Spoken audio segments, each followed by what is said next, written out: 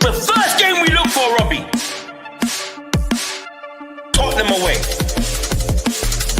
When we got Tottenham away.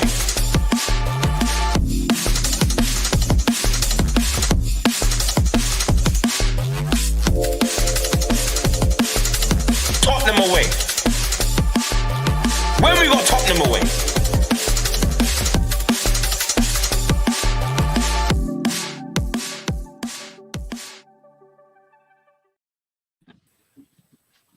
What's happening, everybody? Welcome to Tottenham Away, the best place to be on a Monday night. Thanks for being here as always. Smash a like, hit the subscribe, hit the notification bell, all the good stuff. Always good to be with you. Always good to have you, Spurs fans or non-Spurs fans. All the comments you put up during the show, we'll try and go through as many as we can. If you've got any specific questions for us on the panel or talking points, get your super chats in and we will discuss. What an interesting weekend of football that was.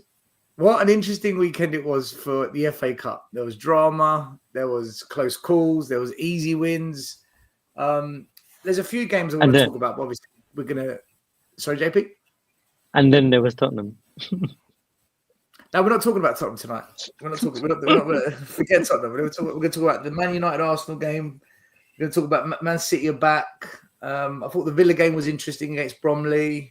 We'll talk about those games, just more interesting.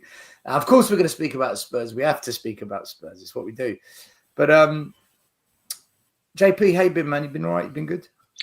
Yeah, not too bad. Been a good week, except for the weekend. But it was nice that it was on Sunday. Therefore, it didn't ruin my Saturday.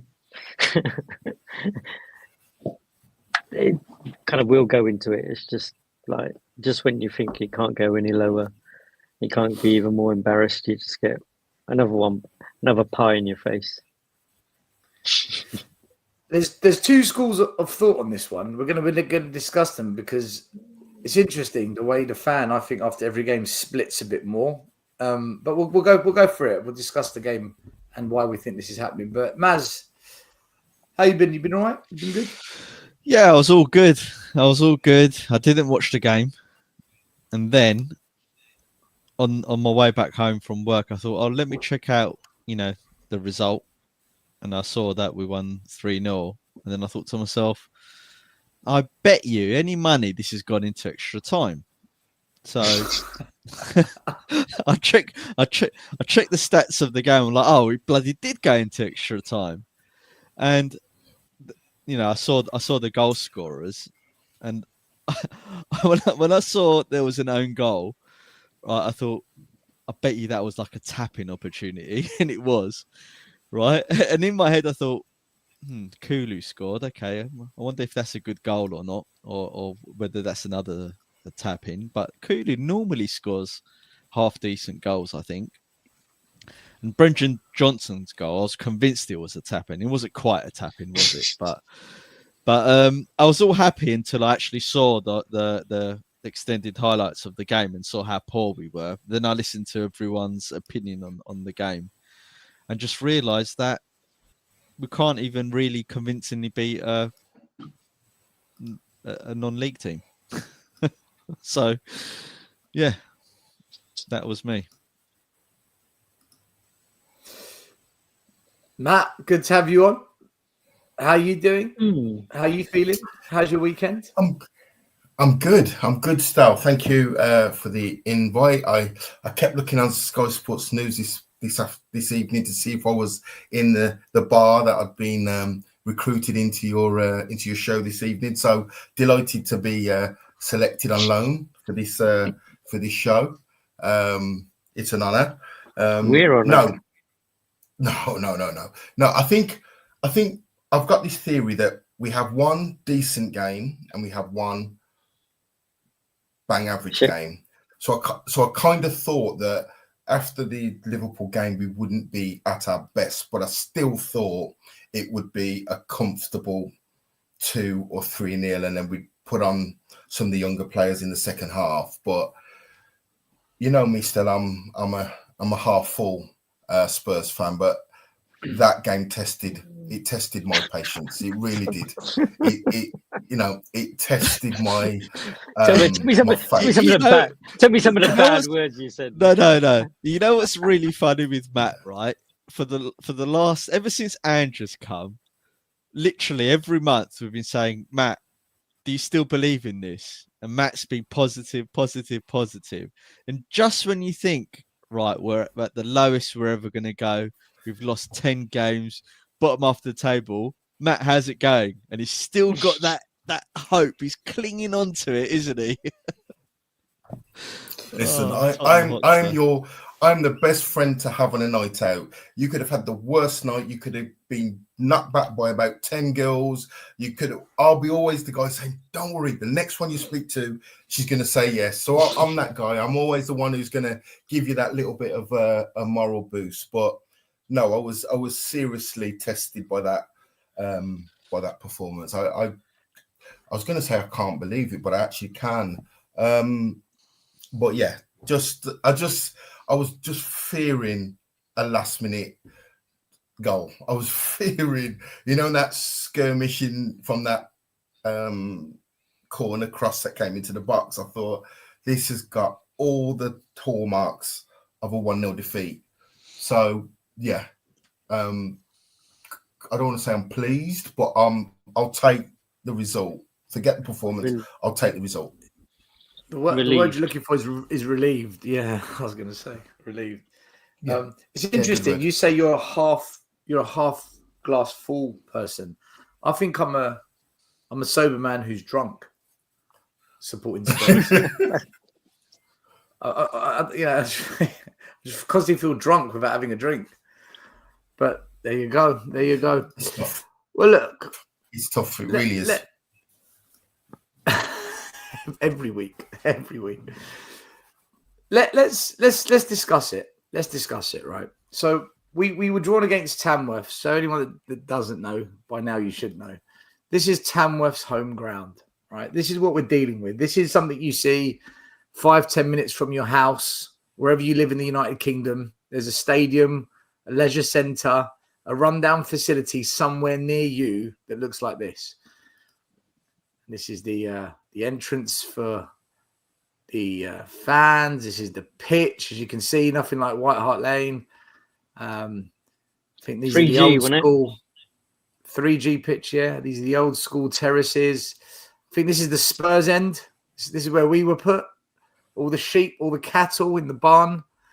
And basically, we drew 0-0 after 90 minutes of football. The combined value of our squad, I think, is the same value as Tamworth, the town. It was insane. We had still. There was not like the coaching hut where all the coaches go. There was not enough space for all our coaches, so we had to ask them for extra seats to put along the side of the little coach stand, so all the extra coaches and subs could sit on. Oh, you mean the bench? Yeah. Do you know in kids' football, parents come with those kind of expandable yeah, like an umbrella. That's a seat. Do you know what? Between that stadium, the dugout not being big enough, and the chap that works for the clothing company, is it Zara, putting up the nets before kickoff. We had a delay because they couldn't hook up the nets and they're on each other's backs. Mate, it was like being a young 20-year-old playing football in the local park for your team. You're doing whatever you can to get the game ahead. You just want it to go ahead, whatever it takes. It was madness, man. And 0-0 at half time. We brought on the big guns and we won it 3-0. It took an own goal in the 100th minute to break the deadlock, right? An own goal, people. A freaking own goal, man. And then Cooley stepped up with a really good finish. Johnson, I think, from the penalty spot, the ball came to him and he put it into the bottom corner. But listen, if you're honest about it, it was fucking shit. It was absolutely shit. And what you've got now is you've got this division between those that say, oh, but all that matters is the win against, or the opposing view is, but hold on a minute, what are we watching here? Like, what on earth are we saying this? How is this okay? But the way I look at it, guys, is this, and this is why I called the title of the show tonight, Cup Join, League Decline. It seems in the league, we're absolutely dog shit. In fact, we're a scam. It's a complete con. But in the cups, we're finding a way. And just maybe, listen, I don't think it will, but just maybe we're a mid-table football team that wins a trophy or two this season. And if that was the case, I think everyone's going to be happy. I don't think anyone can complain with that. But if you don't win those trophies, you are the biggest disgrace in the last 20, 30 years of a football team. Because to win nothing and be mid-table after spending this money and people saying it takes time, can't you see what's happening? The wheels completely come off. So we're kind of, big up Ian, we're kind of in that place where if we don't win a trophy, this is the most horrendous season, and Ange out just gets even louder and the club gets more toxic. But if we win a trophy or two, just one will do, and we come mid-table, it kind of says that's okay because we haven't had a trophy in 16 years. What do you make of that? Because that's kind of how I'm seeing the fan base now splitting. It all depends on, one, whether we actually do win the trophy. Obviously, none of us know that, and the odds say that we won't win a trophy just generally, because we don't win a lot of trophies nowadays under Levy. And let's hypothetically say that we do win a trophy and Ange finishes, I don't know, let's 12th, where we are now.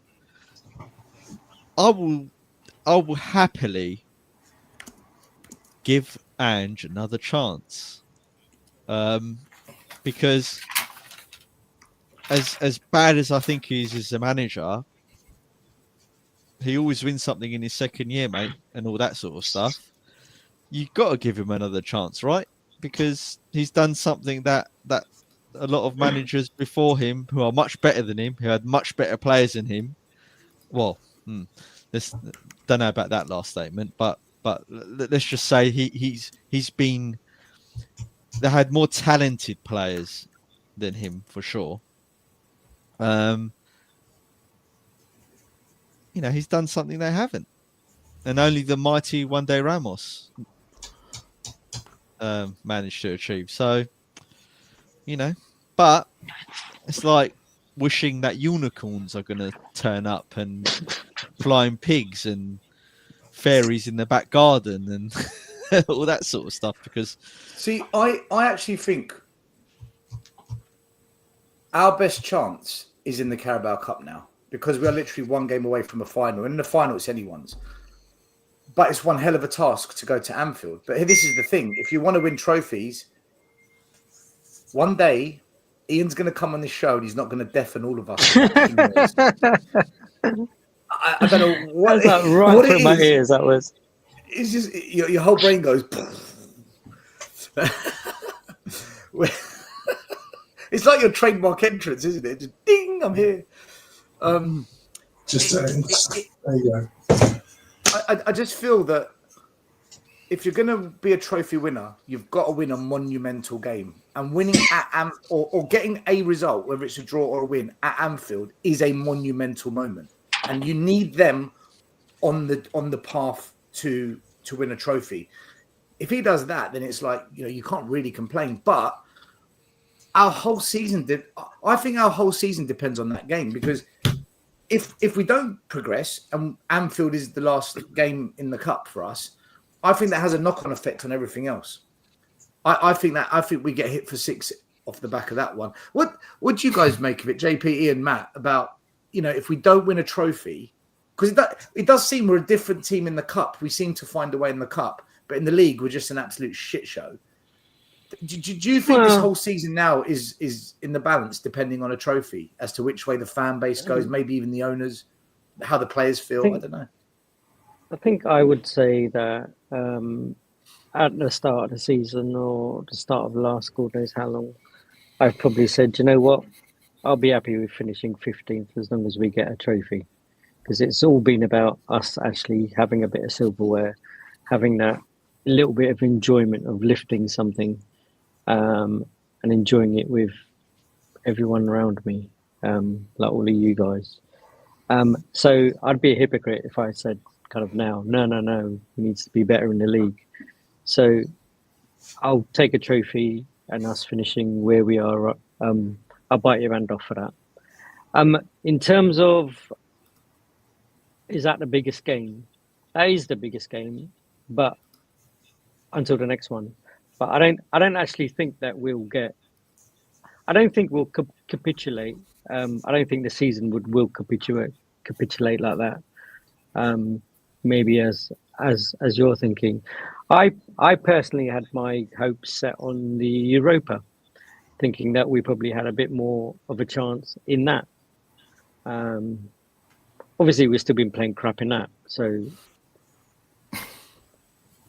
kind of like Carling's been kind to us. Keep drinking it. Ian, Matt, where are you at with this? Must we now win a trophy this season to justify anything, or is it a case of it's all right? It's just another season. Just let it be. It's part of a project, process, plan. Rome wasn't built in a day, etc., etc. It's been I mean, I can't remember as inconsistent a season as this one. And the crazy thing is, it's funny. I was just having a chat with Sava yesterday. We were just talking about the inconsistency after the first 10 games last season. And we had a spell last year after Christmas where we got 20 points from 10 games. But then we went into the last 9 games where we only got 10 points. I think we only beat West Ham, Burnley and Sheffield United, and we were losing against all the top clubs. What's crazy this year is for putting Newcastle and Arsenal to one side. We've beaten United twice, we've beaten City twice, we've beaten Liverpool once, we've beaten Villa once, which are all good results. So it's gone in reverse, because last year our results against the top teams after the first 10 games were really poor. So for me, I've said all along personally that I think our best chance of a trophy is the Europa League. That's based on us being a second-tier club in a second-tier competition against second-tier opposition. There's nobody in the Europa League that's anywhere near as good as Liverpool, which is why I just put our chances at Anfield. What about Man United, Ian? What about Man United? Because I said a month ago, and I'm going to repeat this, I said I've got a concern. We've all written off Man United, but it looks like Ten Hag's going to get sacked. If they bring in the right manager that can just fix it, he could get a tune out of them. Now, Ten Hag got sacked. In came Amorim. First 3-4 games, everyone's laughing. You see what happens if you change your manager. It doesn't work. Suddenly, I'm seeing Harry Maguire put in a Paolo Maldini performance. I'm seeing De Ligt, who's been written off for the past 3 years, playing like vintage Nesta. Man United are working hard. He's got them running. He's got rid of the rot out of the club. There's signs that he's slowly, but not quite turning it. Do we need to take Man United seriously in this competition now? Because I think we do, Ian. No, for sure. For me, there's always been 5 or 6 teams that are there, that are in the hunt for the Europa League, and I think we're one of them. United are 2. You've got Lazio, you've got Galatasaray, you've got Frankfurt. Ajax or Porto, maybe, I don't know, but you've got some decent teams in there. But we do have a good chance there, I think. For me, it's going to be a tough 3 days. Liverpool away, Villa away. If we get beaten in both, it's going to have a major effect psychologically on the team. You get dumped out of 2 competitions in 3 days. And it's funny. I remember we're going to do an Arsenal. We're going to do an Arsenal. It would be the same as 76 still, where we went up to Newcastle for a League Cup semi-final, Jan 21st, with a 1-0 lead, and we lost 3-1. Then the following Saturday, we went to Stoke in the FA Cup, and we got beaten 2-1 with a last-minute goal. I fancy us at Villa, by the way. We'll get into it though later on. But I just wanted to get your so Ian, to summarise for you. Does this season massively depend on we must win a trophy? I think it's important that we do. I really do. I think that the way he has set up the team, the way his selections have been. I mean, even yesterday, what's he doing playing Werner at 9 instead of Langston? It's some of the selections have just been bizarre. We'll get into it, Ian. We'll get into the whole team thing because I want to discuss the team. Yes, selection. I agree. We need a trophy. Otherwise, I can see he's gone in the summer. We need a trophy for you, Matt. Mr. Half Glass Full, Captain Positive, Anjin pretending you're Anjou. What? Where are you? I don't actually. Just for the record, I'm neither Anjin or Anjou. I don't think that exists. I think it's just draining. I don't want to be. It's like Brexit, or I just don't want to get into. You've got to be on one side or the other. It's like Brexit. That is, it's like Brexit. Yeah. I love that. It's are you a Remainer or are you? I just don't want to get into that kind of kick all the migrants out the team. Kick all the migrants out the team. It's but this one would be called Angie. Angie. For me. For me, I think it would be nice to win a trophy, but I always caution my thoughts with the final under Jose. 6 days before the final, he sacks Jose. So I always caution, and I've been asking myself this question still: what is success for Spurs? What is it? Is it top 4? Is it winning the Carabao Cup? I'm not sure what it is because, unfortunately, the decision makers, whether that be Ian, Nick and Levy, the last chance we had of winning a trophy, he sacked, in my opinion, one of the best in a one-off game managers 6 days before the final. So is it important? I'm not sure what's the metric for success at Spurs, because he sacked Harry Redknapp when we finished. Did we finish 4th, but Chelsea won the Champions League? Chelsea won the Correct. Yeah. Champions League. He sacked. So he sacked Harry Redknapp. He sacked Harry Redknapp even when we finished 4th. So his league position's important. He sacked Jose 6 days before a final. So he's winning the final important. When he was interviewed about the highlights of his reign, he never mentioned winning the League Cup in his highlights. So, are we? I think deep down you know the answer, Matt. Right? Okay.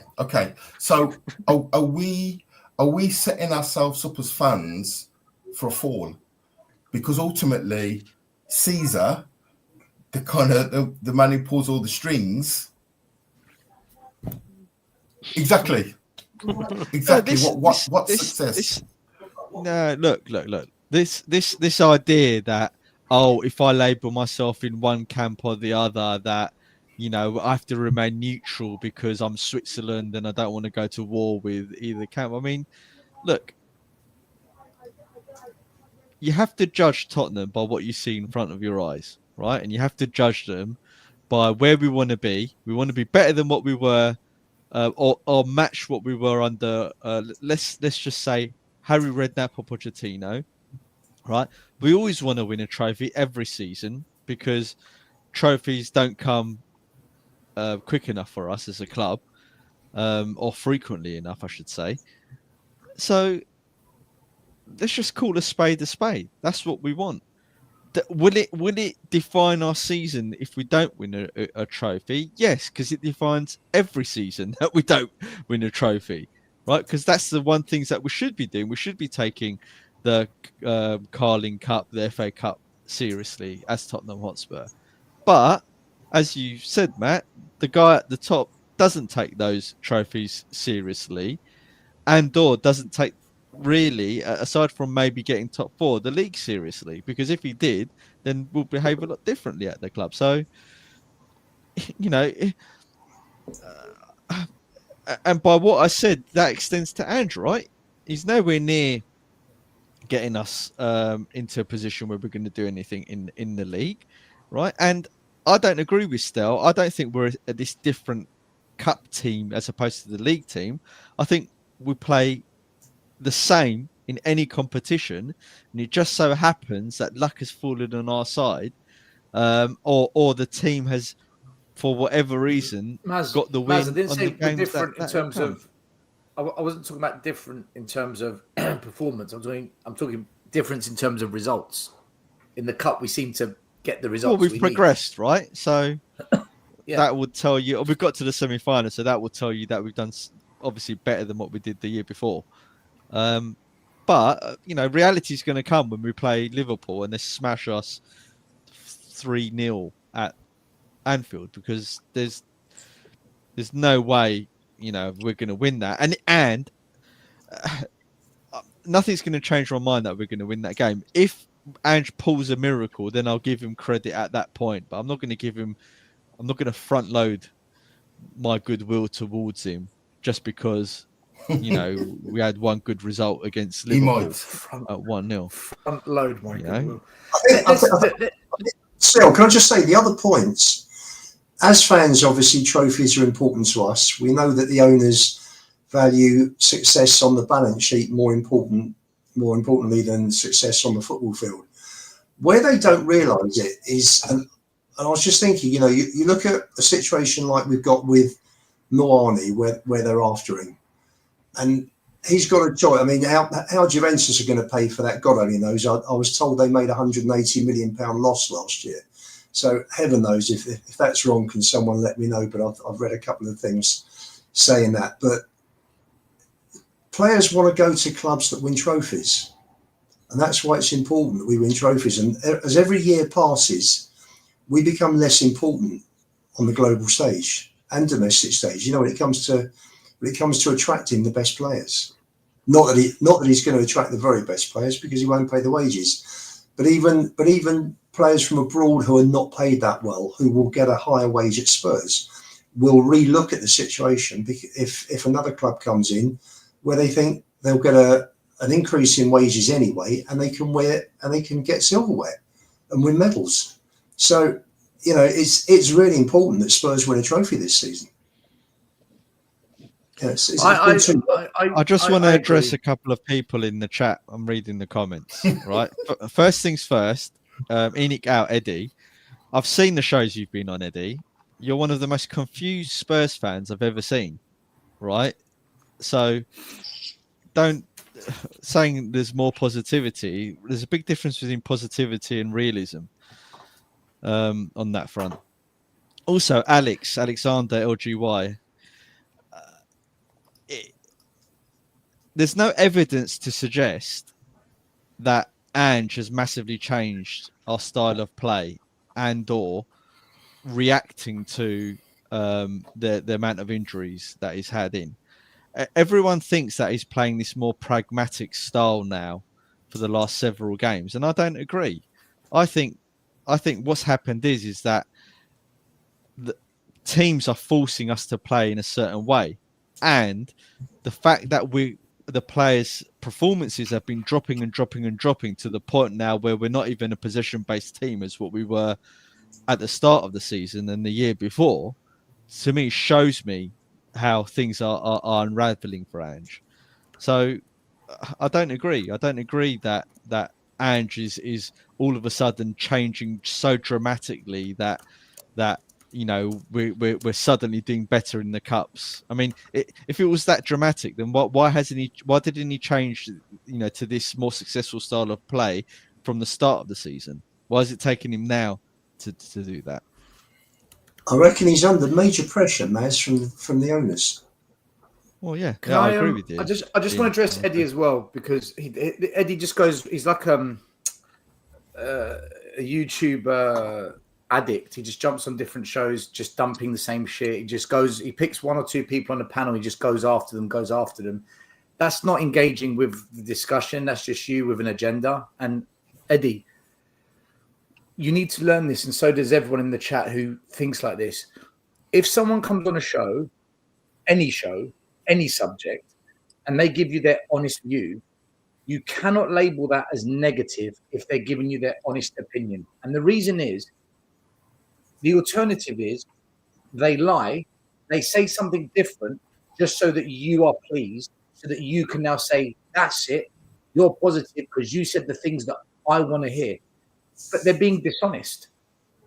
They're not telling you what they really think and feel. I never want to be part of a show like that. And I never want to have a platform like that. So I'd rather have people that come on here, say what they really feel and think, because that is honesty. And to be a positive person, you must be honest with what's going on. So I'm not going to have dishonesty. I don't want to hear dishonesty. And I'm not going to allow you to encourage dishonesty because you label it as negative and positive, depending on whether someone says what you want to hear. And that's it. Because this is the thing. People, I get like, I see people in comments on other shows that I haven't even been on. That's Stelios, negative, toxic. Because you disagree with my view. So you label it. How's about you counter the view? Attack the view, not the person, and negative and toxic. Because then all that happens is we hit back and then the show's gone and we're focusing our time on people that just want attention in the chat because they're not getting it from other aspects of life. And that's the reality. Anyway, I want to bring up some comments to understand the fan base's mindset on this game, because this is what I was saying to you. I think there's a division in how people think about the games. So we lost 3-0, and then this account, who's notorious leaving and backs managers, and even if maybe there's a reason to not back them, but whatever. Good old Jacko. He's not one who's shy of controversy. He said the National League ain't as bad as people make it out. I just want to remind everyone that Barnet beat Tamworth end of... The mighty Barnet beat Tamworth 7-0 4 months ago. But okay, let's go with it. The National League ain't as bad as people make it out to be. I didn't see the match. So look, he's talking about a game he never saw. Listen to how dysfunctional this is. But if you don't unlock the game early, they can match our intensity in the first 46 to 60 minutes. They won't be able to handle us later in the game, though. That's where the real difference is. Mate, it took until 100 minutes for them to score an own goal. Then you've got this opposing view where this fan on Savage Chat yesterday had me in stitches. We could have whipped up a team from the people in the chat and played just as well as Spurs. I found this fucking hilarious. And then the manager, Andy Peaks, the manager of Tamworth, after the game, he came out and said he was disappointed because they were so close to a massive upset. Imagine a Premier League team being so bad that a non-league manager said he's disappointed. So this is where there's a split in the fan base. It's yes, we've won. Yes, we're through to the next round. Good. We want to be in the next round. But my God, how horrendous was it? And how lucky were we to get there as well? Like we said, in the last minute, they could have won it. Yeah. I want to try and understand what happened. So let's look at the starting 11. Ian, you can go first because I know there's plenty you wanted to say on this. So the new signing, Kingsky, was in goal. Porro, who many have said looks knackered, he started. Dragusin in grey because there's no other option really. Well, Dorrington, but you can tell us why he's not starting. Reggie, he starts. Spence was on the bench. Pape Sarr, Bissouma, Maddison, and midfield 3. I mean, that's a Premier League starting midfield for us. And this is where the big controversy is now. Johnson, Werner, and Mikey Moore start. Mikey Moore hasn't played in 2 months, goes straight into the starting 11 out wide. Timo Werner went as striker when we've got Lancashire on the bench, who is an actual striker. And then Solanke, Son, Kulu on the bench in case the shit hits the fan. Ian, there was a lot of discussion about that starting 11 saying they weren't happy with it. After the game, people were pissed off with Johnson and Werner for their performances, especially Werner. Porro got some pelters. What do you make of it all? Can I firstly say that I thought Tamworth were absolutely fantastic. I think those boys played well above anything they probably played in their careers. I thought they were terrific. I agree with Jacko and the point that it's fifth tier football. And if that is the level of fifth tier football, forget us, we were dreadful. But let's just talk about Tamworth. If that is the level that they can play to, then they've come on a great deal since Barnett whacked them. And, you know, it shows the strength of the English football pyramid. So, you know, looking at that, as far as the team was concerned, and the other thing I also want to say still is that, and again, reiterate, for me, it was one of the worst performances I have ever seen in the first 90 minutes. Chelsea took 40 minutes to score against Morecambe, who are second from bottom of League Two. That's at home. Liverpool took 30 minutes to score against Accrington Stanley. So these teams are not rolling over and just dying. You know, for me, we should have. I thought we'd win 4-0. That was in 90 minutes, not in 120, should I add. I just think the whole style of play doesn't help the way we play our football. And I just think it was just another poor performance. And you had players who were the opposition that were playing on their own pitch with a slope that were completely possessed. I mean, these boys did brilliantly. And I think it just showed, and I've been saying for a while, that I don't think our squad is as good as people think it is. And I think yesterday showed that. In terms of the team still, I was very disappointed that Dorrington wasn't picked. Bearing in mind he's gone off to Aberdeen today, I understand that, because the guy needs games, and they didn't want to spoil a loan period that gives him games by taking the risk of him being injured in a game that Spurs should be winning comfortably. So I understand. I was disappointed at the time. Ian, what this is? I'm glad you raised this, but why not play Dorrington when he's had ample of opportunities this season? Even 2 or 3 games where he could have played or even been subbed on to alleviate, to manage the squad better, to manage minutes better within the team. Previously, so now what we've done, right? Now what we've done is where we had our one backup central defender in the squad to what's his name, Dragusin, and I'm going to say Gray, even though he's not a central defender, he is now under Ange, right? And we've now loaned him out to Aberdeen, and knowing Spurs, we're not even going to bring in a defender. So what are we doing? Crazy. Personally, I would have held Dorrington. That the press are saying that Davis is very close to coming back. I would have kept Dorrington until Davis was back. They're saying Romero should be fit for Everton, and Van der Ven, the target for him coming back is the week later against Leicester. So you've got Davis, Romero and Dorrington coming back in the next 2 weeks. Sorry, not Dorrington, Davis. You've got Davis, Romero and Van der Ven coming back in the next 2 weeks. I would have kept Dorrington as insurance until those 3 were back. So I understood if he's going today, why they didn't play him yesterday, but what I don't understand is why they should send him up there today and not wait till the 30th of Jan. For me, that doesn't make sense, because, you know, if God forbid Dragusin or Gray get injured on Wednesday during a game, who comes in? I suppose Spence. They'll bring Spence in. Spence, Basuma, whoever. Spence, sorry. So that covers. They probably think Van der Ven and Romero are coming back this month, so they're probably banking on that, aren't they?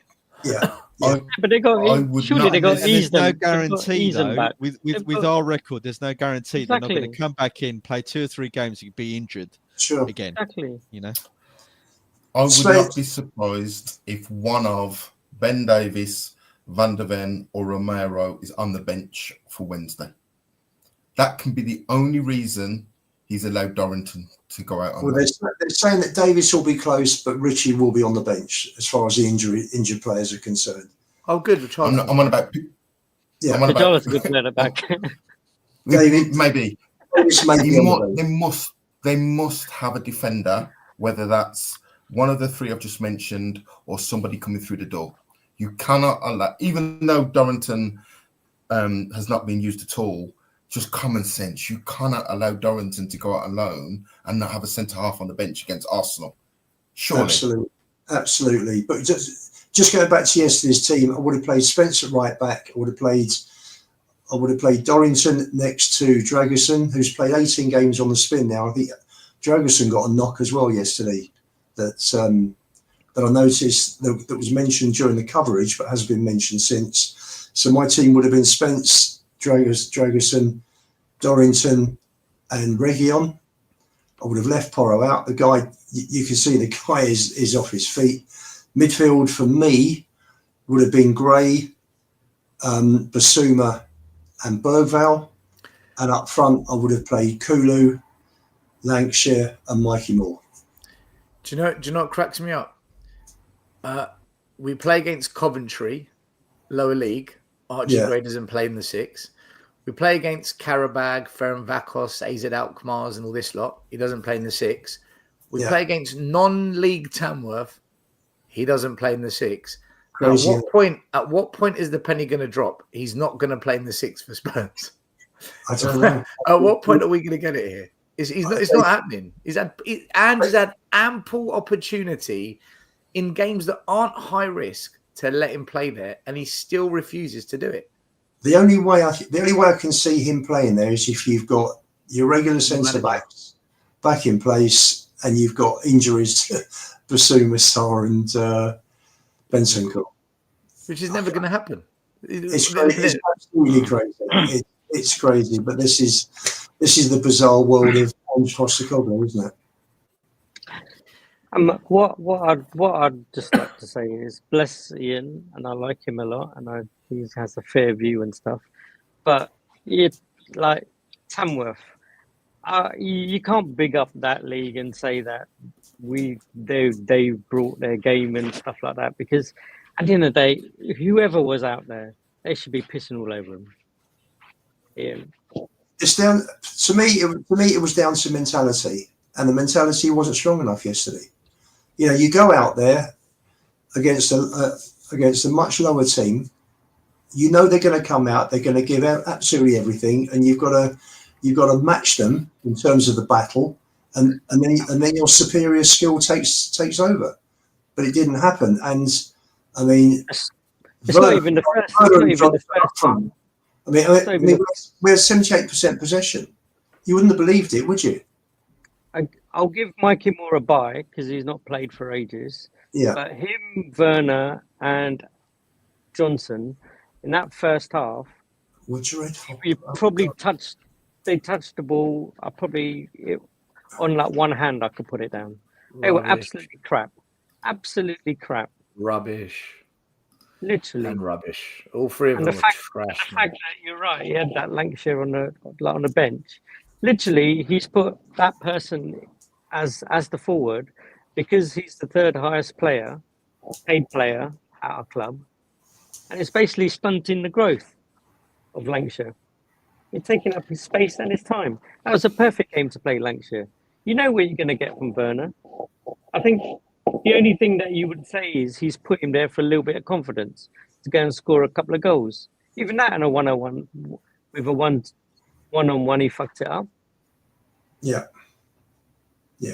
The four players that have played the most minutes for Spurs this season have been Porro, Udogie, Johnson, and the fourth one is Porro, Udogie, Johnson.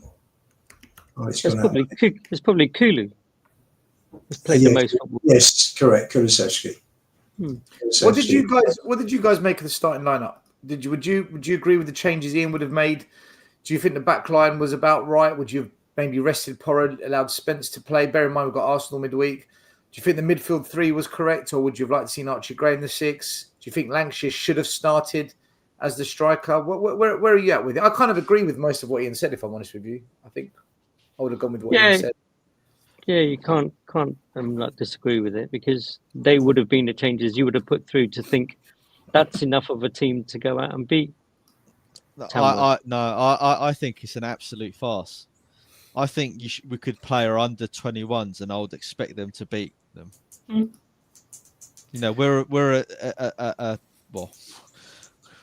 We are a elite Premier League team. football club, right? With the best stadium, best training facilities in the world, with this multi-million-pound youth academy system thing that we've got.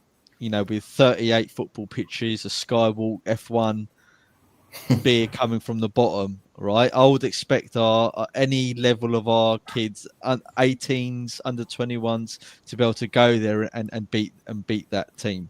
So the fact that we played so many first teamers and struggled is a farcical.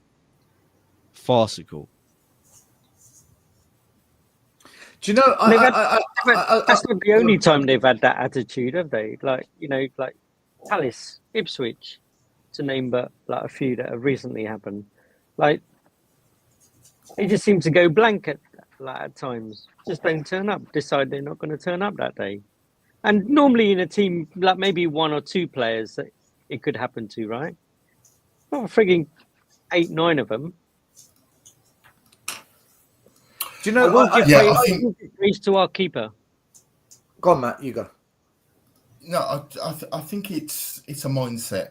You know, I think it's you know, of old you had your Graham Roberts, you had your Steve Perrymans that just set the tone. You know, you get in the dressing room, they get around the players and say individual battles. The football will dominate. We'll dominate the football, but let's not sacrifice the hard work.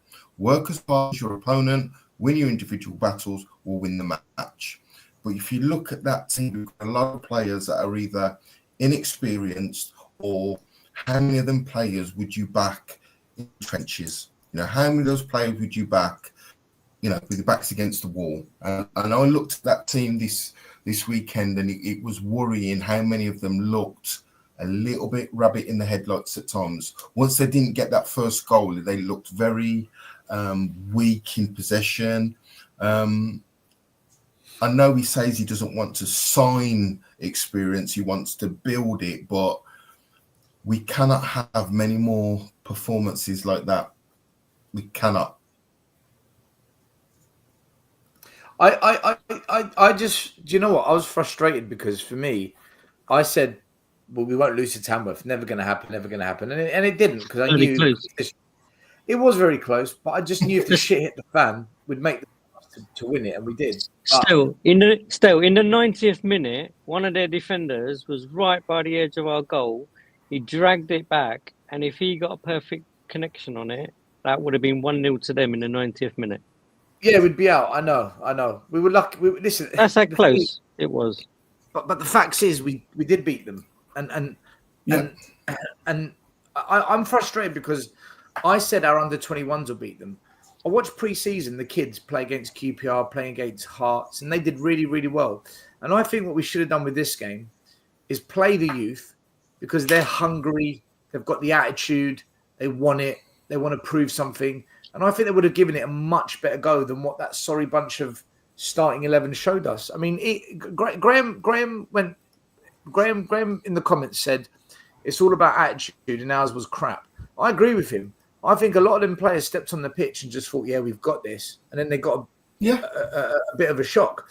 Whereas if you play the kids, the kids aren't going on the pitch thinking, we've got this. They're thinking, we got to play like we play when we're in the under 21s. We got to play like we play for the under 18s. And I think their attitude would have been a far better mindset going into this game and would have given the club a much better account. Instead, still, they're fearless as well. You saw that. You know, we watched the pre-season. The attitude's right because they want it. You know, I agree. I agree. I know, and I'm gonna back up my boy Ian, my boy Ian here, right? My boy. Right. He's been saying all year, right, that we should give the kids a chance. And whilst I haven't agreed with him on in the Premier League, certainly this was a prime game to say, Dorrington. I know Dorrington's gone, but Dorrington, Lancashire, Bergvall, Gray, and any other young kid that we've got in the squad. Go on, boys, show me what you've got.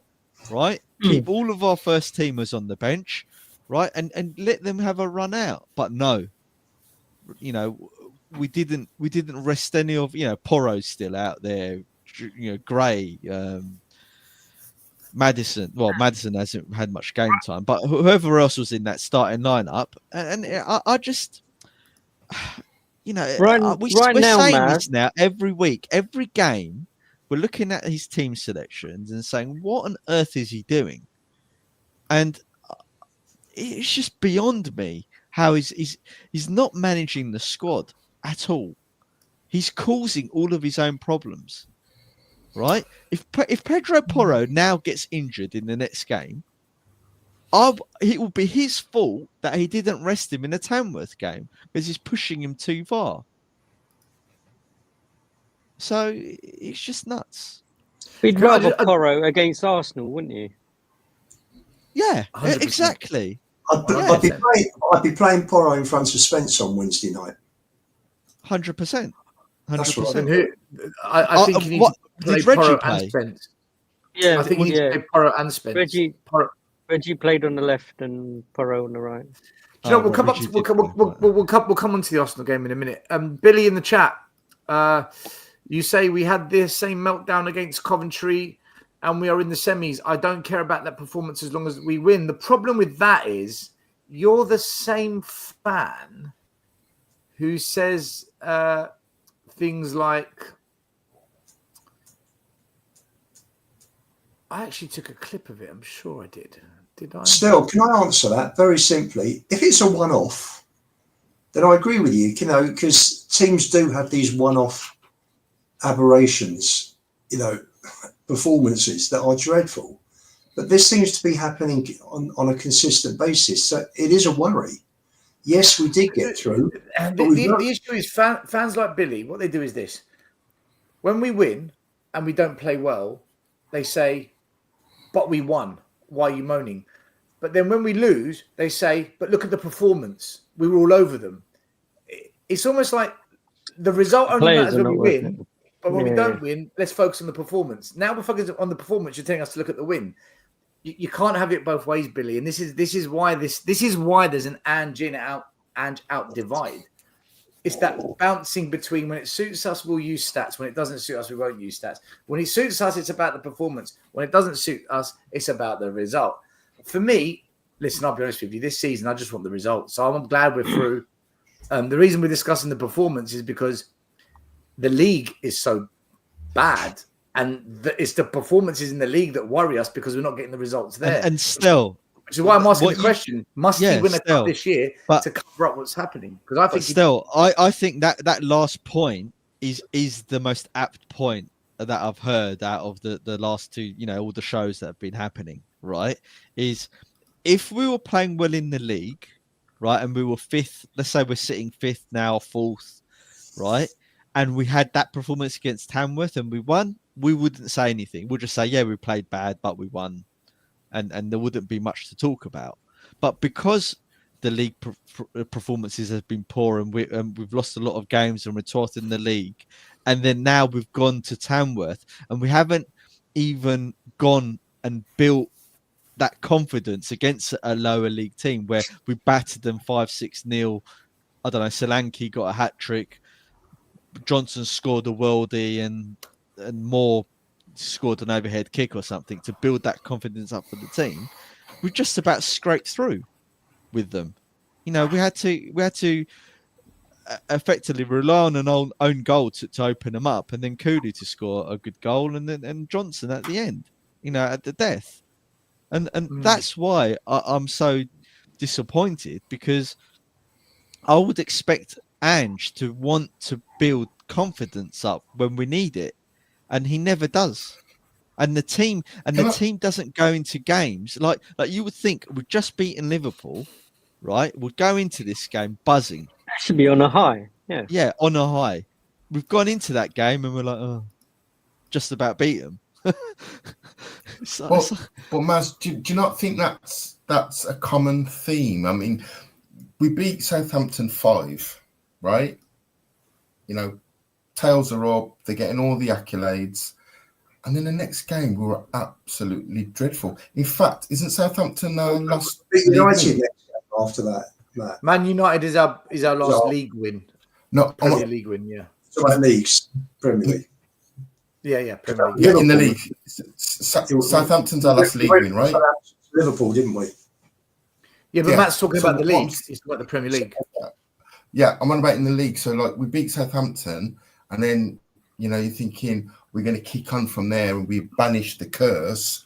We haven't won a league match since. So, I actually think, Maz, that's we're consistently inconsistent. We have a good result. We almost think, I'm on about the players, by the way, they think they're better than what they are. I say they think they're better than what they are. And then we come unstuck in the next fixture and the next fixture after that. So, my half positive spin, maybe a couple of them might sit in that dressing room and say, this absolutely is not good enough. And it might give a couple a kick up the you-know-what for the Arsenal game. Had we have beaten them 6, let's just say, we might have gone into the North London derby a little bit lackadaisical, thinking this is great, you know, we're Billy the Kid. So maybe one or two of them might just book up their ideas. I might be. So you're saying we did that on purpose, Matt? No.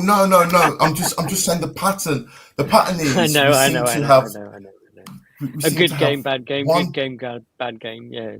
But you know what, we guys? can't- Matt, you look at the 4 league games since Southampton. Yeah. Wolves, we should have won.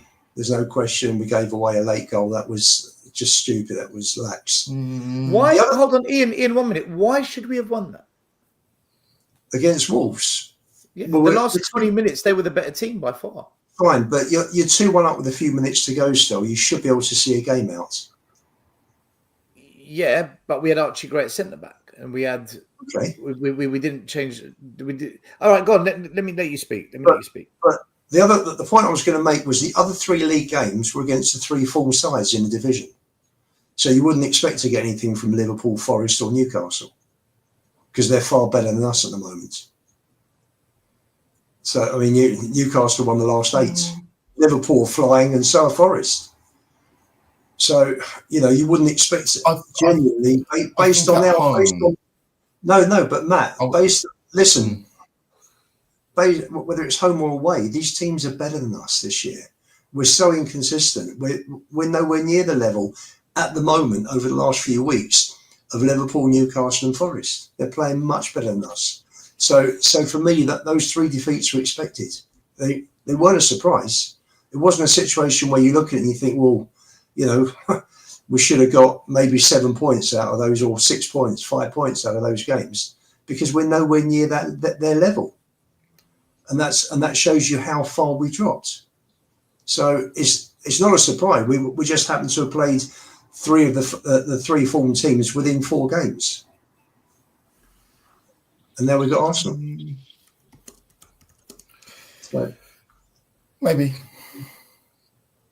What are you thinking overall about Johnson and Werner? Because they divide a lot of fans. I mean, Johnson, because he gets these odd goals, he's being defended to the max, but his overall contribution in the game is so poor. It feels like we're down to 10 men, but he gets away with it. In my view, just my view. As for Werner, I'm not even going to bother talking about him anymore because I've been saying it since June. Ange was interviewed and said that he expects him to stay. The last thing he wants is to lose another player at the moment. He said, I think he's made an impact. Even at the weekend when he came on, he's got attributes that can hurt anyone. And I listened to it. I'm like, I can't even read it. I feel ill. I actually feel sick. The fact that he's defending it. But then fans will say he's got to. It's his job. He's got to defend him. And where are you at, boys, with Johnson and Werner? And also, what about Maddison? Because he came in for Pelters. And by the way, someone on a show, I think it was yesterday, they put this comment up. 1/3 is an accurate description of Madders. And apparently that's what Leicester fans used to call him. 1/3 good, 1/3 shit, 1/3 injured, and that's.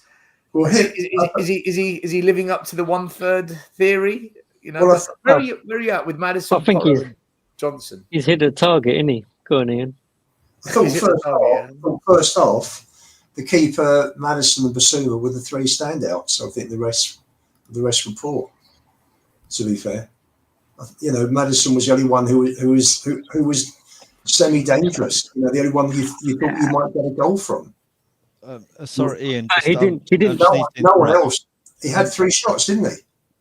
That Daniela Stewart in the comments, she's saying that we're effectively the arrogance of the Spurs fan base, and on this panel, what you result should be. What arrogance? Playing a non-league side. What arrogance are you going on about? Have you watched football before? You're telling me a Premier League team shouldn't put away a non-league side? I mean, we know that upsets happen, but that's not the norm, right? Certainly not against a non-league side with effectively semi-professional footballers. If that, you know, their main jobs are plasterers and baristas, and one works for Zara, according to JP. You know, right? It's nuts. So I'd like to think that she's not talking comments. about. I'd like to think she's not talking about a Tamworth game, maybe more than Newcastle and Forest games and stuff like that. But we're meant to be a top 6 side. Be interesting. Be interesting if that comment, Maz. Be interesting if that comment can be clarified. Are we talking about yesterday, or are we talking about the season?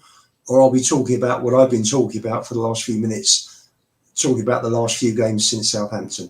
So don't just. I would suggest that the last thing that certainly this show is arrogance. I mean, we're begging to win. We're not demanding. We're not saying we should be winning all the league and the cups. We're just begging just to win one cup, please. In 20 years. I think as far as Madison's concerned, and finish 15th, I'll take it. Yeah. I think as far as Madison's concerned, I think overall probably disappointed with the overall performance for a year and a half. But in mitigation, I don't think the style of play and the system helps him, because he's being crowded out and he's having to drop back, you know, to get the ball, because the inverted wing backs, full backs, whatever you want to call them, are in his space, and that's crazy.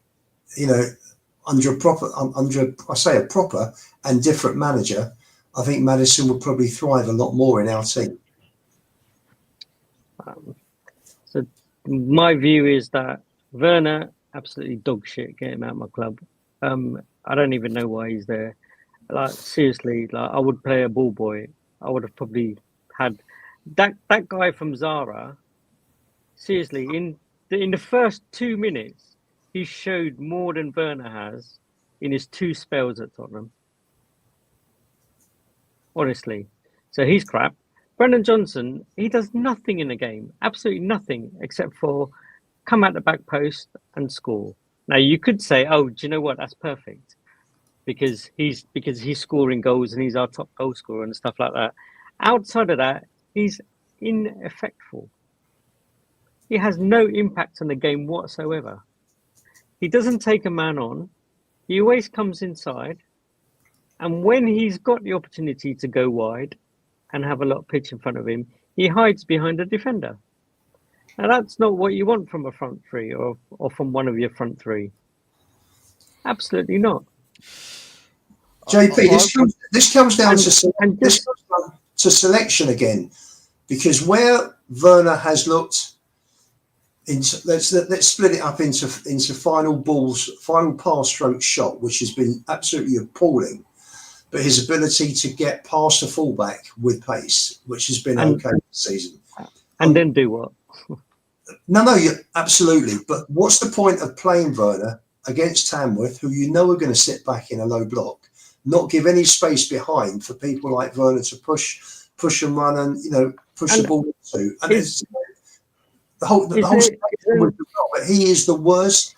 I always thought, for me, for the last 25 years, Gregor Raziak for me has been the worst player that I have seen in coming up. I'm coming up 60 years of following Spurs. He is great. Raziak was appalling. Derby. That was Derby last minute, wasn't it? Bearing in mind, Werner has won a Champions League. He's played for Leipzig. He's played for Germany. A lot more than Raziak ever played for Poland. I actually think Werner now, for me, is the worst player I've ever seen. I honestly think he has overtaken Raziak and Andy Booth and Laurie Brown going back to the 60s as the worst players I have seen for Spurs. Mate, front or in any position.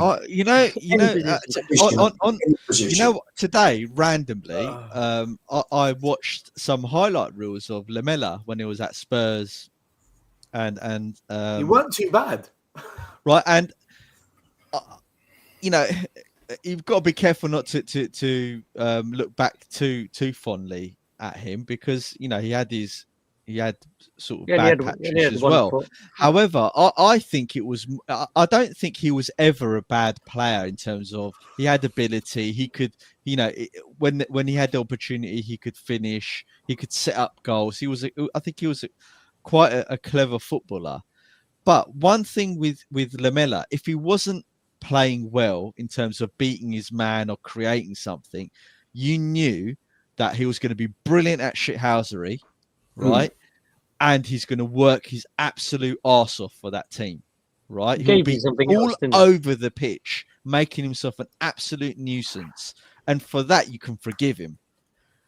Brendan Johnson and Timo Werner, right? Putting aside Brendan Johnson tapping goals, that I agree with Ian. They offer us absolutely nothing, to the point whereby if you play either of them, it's like playing with 10 men, because you put them through on goal and you've got absolutely no confidence that they're going to convert. So then it begs the question, why even put them in on a goal? And how many times have we seen players not passing to Werner when he first came to Spurs? Is it because they all knew from the training that he ain't going to finish his dinner? So what's the point of me threading the ball through to him? Is it that bad? Or am I just being too negative towards him? I think it really is that bad. Yeah, I really actually think it is that bad. Do you know when I went on Tottenham TV and I said that signing Werner means I'm Ange out, and I gave that whole rant?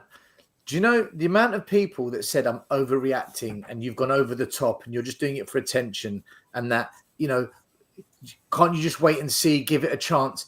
And literally we are now 7-8 months from that moment, and I don't know a single fan that defends Werner now. There's not a single fan in this fan base that gives the guy any credit. And I don't get why it takes our fans so long for not ones where we should be split on, like, is Solanke a top striker or not? I can get where the argument is, but Werner's a no-brainer. That should have been unanimous from day one that this guy is absolute trash. He's past it. He got rejected by that German club we signed him from twice. Twice they wanted him gone. Like, how many red flags do you want to wave before we say? I think even now they don't want him back.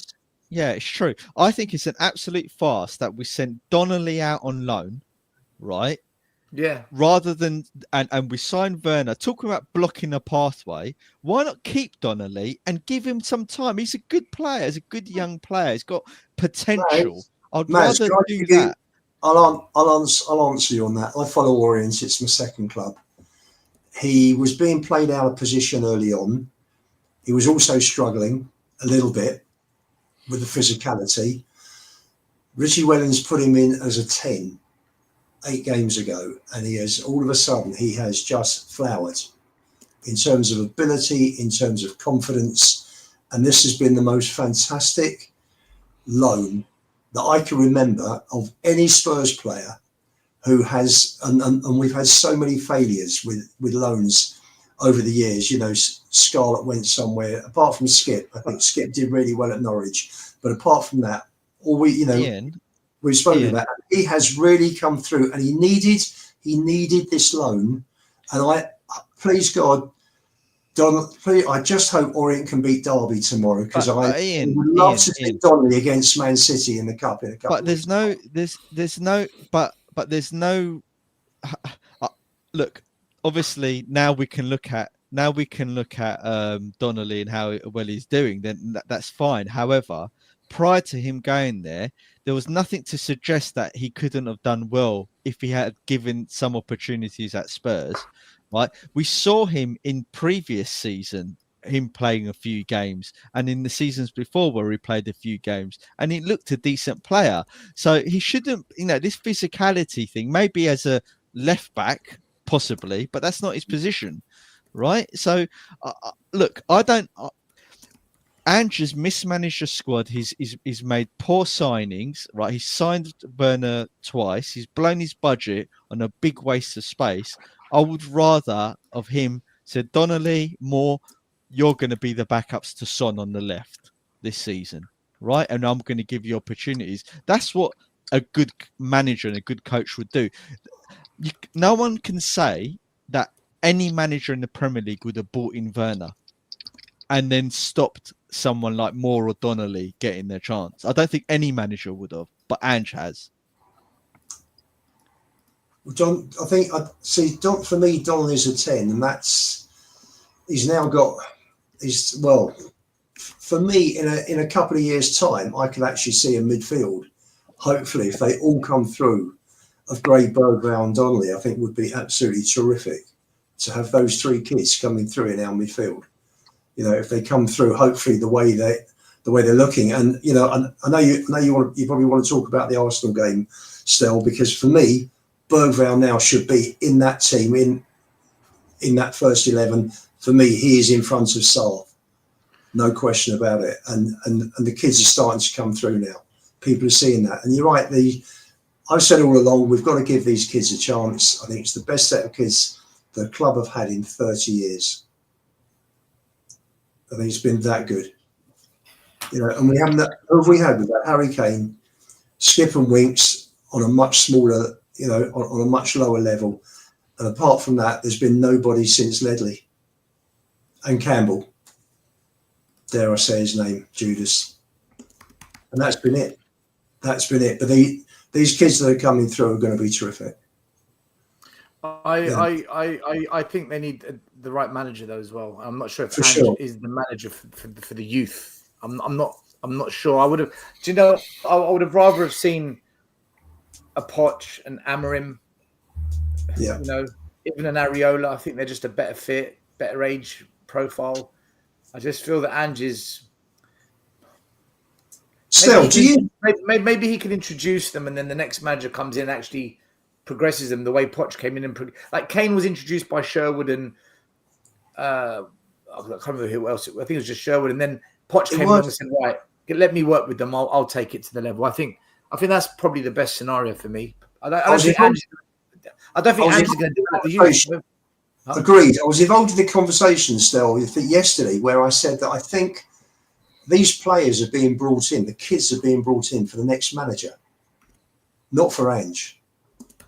Because he's never believed in youth, and he's only playing these kids. Gray and Bergvall are only there because of injuries and suspensions. They're not there for any other reason.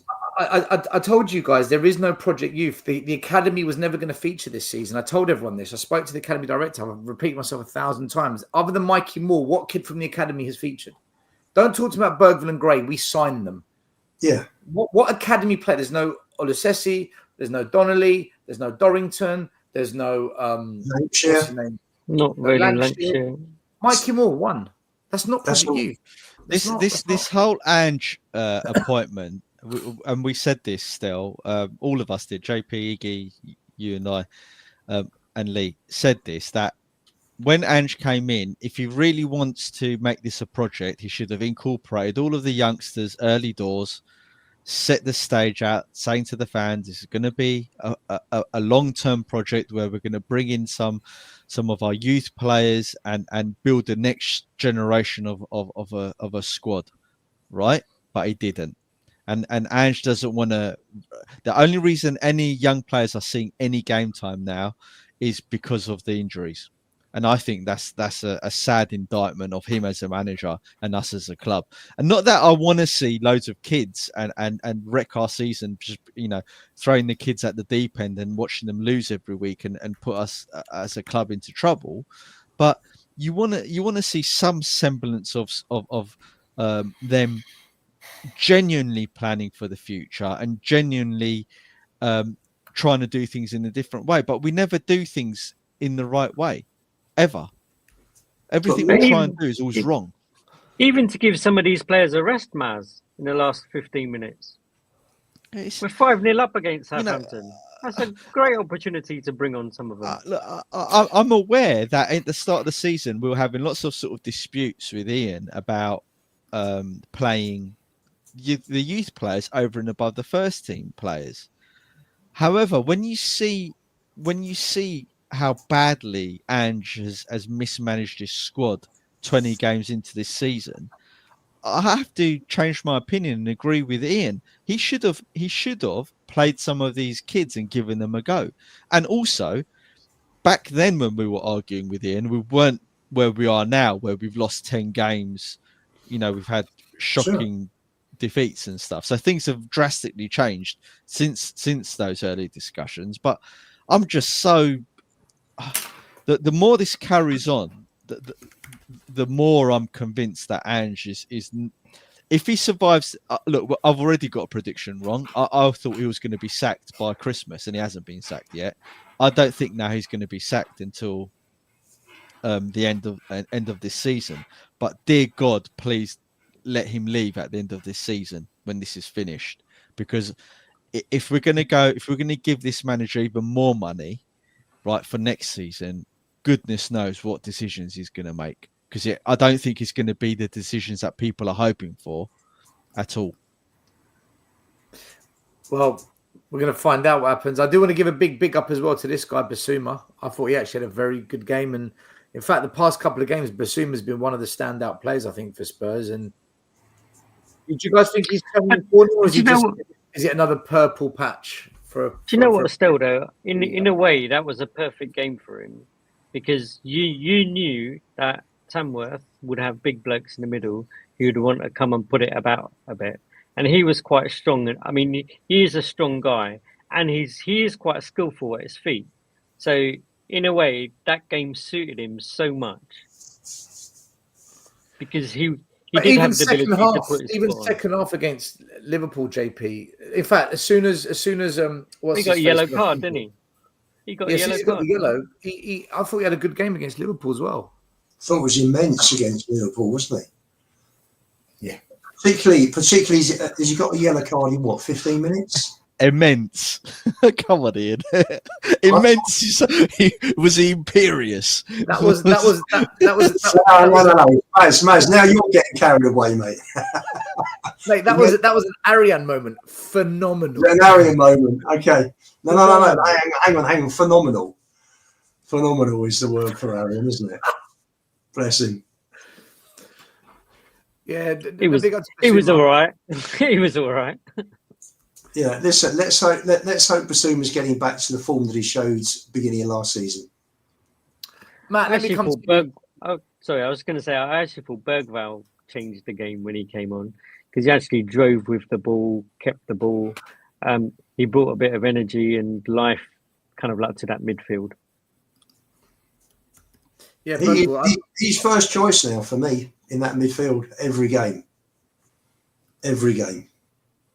Ian, I'm going to keep saying this, and I'm going to say this until the end of the season. You'll agree with me in a few weeks' time, Maz. So no, I won't. You just said you wish you listened to him. No, I didn't say I wish I listened to him. I just said I've come round to the idea of giving the youth players at the start of the season a chance, but no one knew how bad his rotation was going to be. But look, it doesn't matter who we pick in that squad, Ian.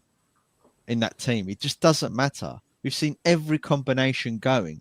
You can't just take one game, and the same for you still. You can't just take one game, right, and say, oh yeah, Basuma played well. Oh, well done, he played well against Tamworth. You should make him my captain now. I mean, like come on, guys. Who is this? Who is this? What YouTuber this is a troll? All night, everything we've said, he's gone against. The one thing we praise Basuma's not good enough. Sell. What fake account is this? Who are you? Right? This is the you slipped up there, bro. I don't know who it is. We need to find out who this Billy troll is. He's got to be another YouTuber that's jealous. Which jealous member of the community are you? All night long, whatever we say, you hate Ange, you don't like tactics. Why are you having a go at Johnson? Look at his stats. Give Werner a chance. As soon as I say Basuma, well done, like really good. We got to sell Basuma. Anyway, so look, you can't Basuma. I don't think has done anything over and above what he normally does. I know that Sava thinks that Basuma covers a lot of the pitch, and he gets a bit of a hard time. But Sava thought that Maddison was like the best player ever in the Premier League. So can't really trust what Sava says. To be fair to Sava, he didn't quite say that. Now you're being a bit Arian and a bit Ian. You're sorry, I'm joking. It's too easy. I'm being silly. No, but look. What he said was Maddison. Sava's argument is Maddison creates. No, I know the argument. I'm joking. I'm just being silly, right? Basuma's had his opportunity at Spurs, right? He's had his opportunity. You can't have it's the same thing we talk about. You can't have a player that turns up for a couple of games then disappears for the next 10 or 15.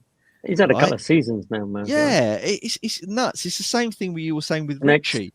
Richie turned up for 10 games, scored 12 goals, and then he disappeared again for the next season. It's just we need to move these players on. We just need to move these players on. And put Gray in the number 6, which is what I've been saying all season. Why not? He's proved he can hack it in defence. You watch. He's turned out really good in left back, right back, defence. He'll be crap at 6, right? But how good is it that you're looking at Moore, and I think although he hasn't played that much for the first team, I think we can all see what a talent this kid is. And you got Gray and Bergvall, who are 18 years old. I mean, I think it's fantastic for the club. I really do. There were 22. There were 22 young kids, 22, was it teenagers who played in the FA Cup across the 20 Premier League clubs this weekend only. So there weren't that many kids that were given a chance. And, we have Bergvall, and Grace. I mean, it's good. It's still good. We got great kids. Bergvall, must tell you something, he gets the ball, he moves it quickly, he has a picture of the pitch in his head the whole time. He's terrific. He is terrific, and we don't have a midfield player like that. I'm sorry, he's got a different style to anybody else at Spurs in that first team squad. And he should be starting on Wednesday, no question about it. And hopefully he will destroy those bastards. Sorry for the language. I just so want to win at the Emirates. It's about time we did. Basuma and Papasara is then. Yeah. But he will do it though. He will do that, JP. Do you know what, guys?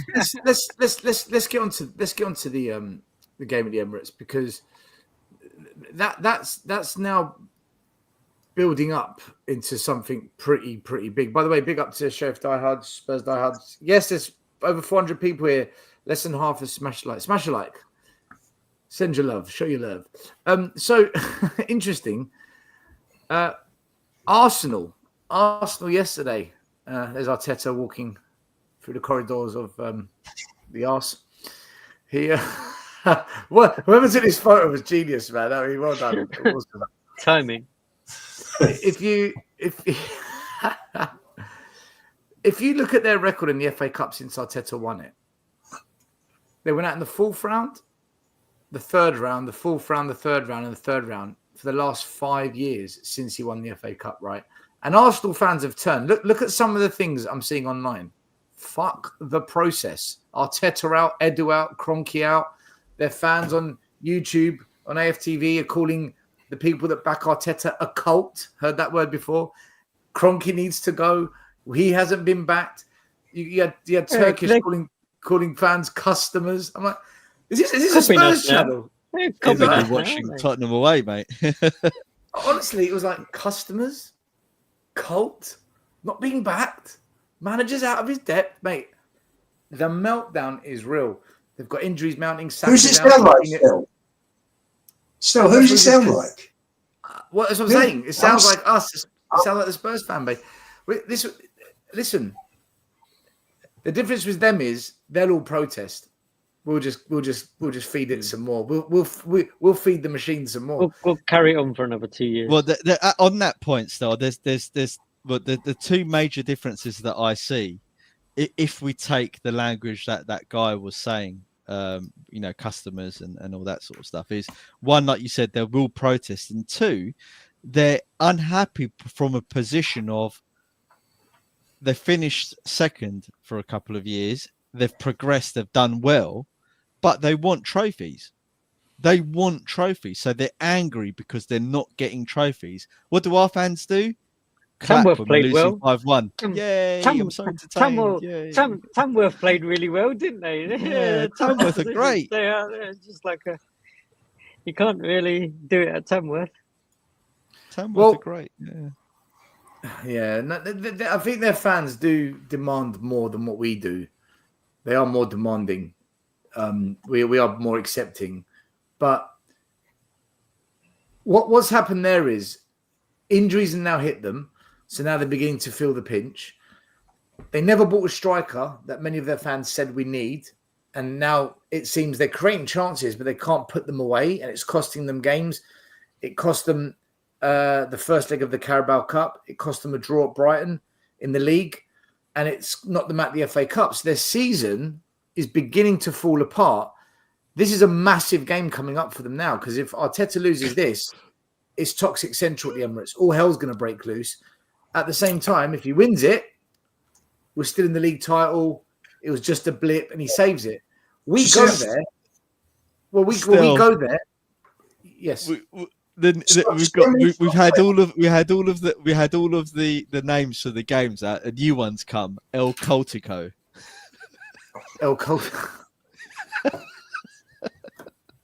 you see how many shots? Arsenal had 49 shots against Newcastle and Man United in the last few days.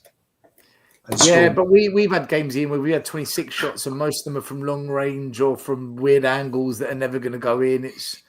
I think the thing with Arsenal is if you look at their good chances, they're creating. I mean, Havertz should have scored 2. Declan Rice could have scored 1. Martinelli had a chance. So they're creating good chances. They're just not putting them away. You could say Spurs, it's a bit similar. You could say maybe we're a little bit similar. I don't know.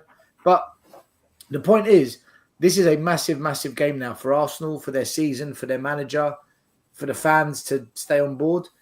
We go to a toxic Arsenal. We go to an Arsenal that's actually vulnerable. But they're still good at set pieces and they still create chances. The one thing I will say is Arsenal, against Newcastle and against Man United, they played against two teams that set up defensively really, really well. I don't know if you watched the game yesterday. The link was superb. The link for Man United looked like the link from Ajax. Maguire, I think that's the best game I've ever seen Maguire play in a Man United shirt. I've never seen Maguire play like that. Martinez had a solid game. That guy they signed, what's his name? Is it Mazraoui? Mazraoui. Mate, he looks good. Like he genuinely looks like a good player. So I'm looking at them and I'm thinking defensively, they're not too bad. Their goalie, the one who was absolutely awful against us, had the fucking game of his life at the Emirates. Talk about Jekyll and Hyde. He was awful against Spurs. Absolutely shit. At the Emirates, he was unbelievable. Like literally made 2 penalty saves, made some point blank saves. So I'm just thinking, guys, and let's chat about this. Is this a really, really good chance for us to go to the Emirates and put one on them?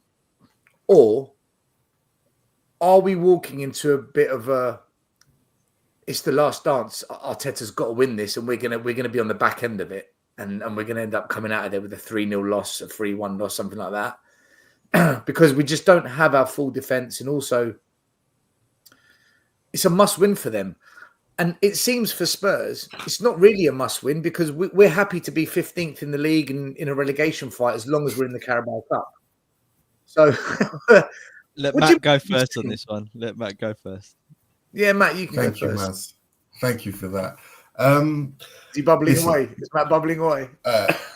Listen, He's it's- been it's- brewing all the show. He's just waiting there patiently. Okay. Listen, it's how can you predict a Tottenham performance? You know, we are probably the most inconsistent team in the Premier League. Our record against the top teams is pretty good. Having said that, Arsenal record against us at home is formidable. So I'm not sure there's ever a good time to play Arsenal at Arsenal. I think they're finally realising how important Saka is to their club. He's such a go-to player. He creates the majority of their chances. He's the guy that gets them out of tight spaces, and he's a threat. So I think they've lost a huge amount of their offence with him being out injured. I'm not sure what's a good result for us. Is a draw? Obviously, a win would be fantastic. Would a draw be a good result? I just hope we give a good account of ourselves. I hope we take a little bit of the Man United and Newcastle blueprint and follow that. Just don't play this open, you shoot, we shoot game. Just be a little bit more savvy, out of possession. Don't empty the midfield every chance we get, and just incrementally work ourselves into the game. I said last week, I think Ian will back me up, and I said last week that I wouldn't swap Havertz and Jesus for Solanke, and I still stand by that. I think you put Solanke in that Arsenal team, and they've got 6-9 more points in the league this season. So, Yeah. It's a tight game still. You know, how can you bet? How can you bet against us? Our record under Ange against Arsenal is abysmal. Sorry, is someone banging a pen on a table? You can hear it. It's quite loud. Sorry, Matt. So, Go on. Sorry. our record, or Ange's record against Arsenal, is abysmal. That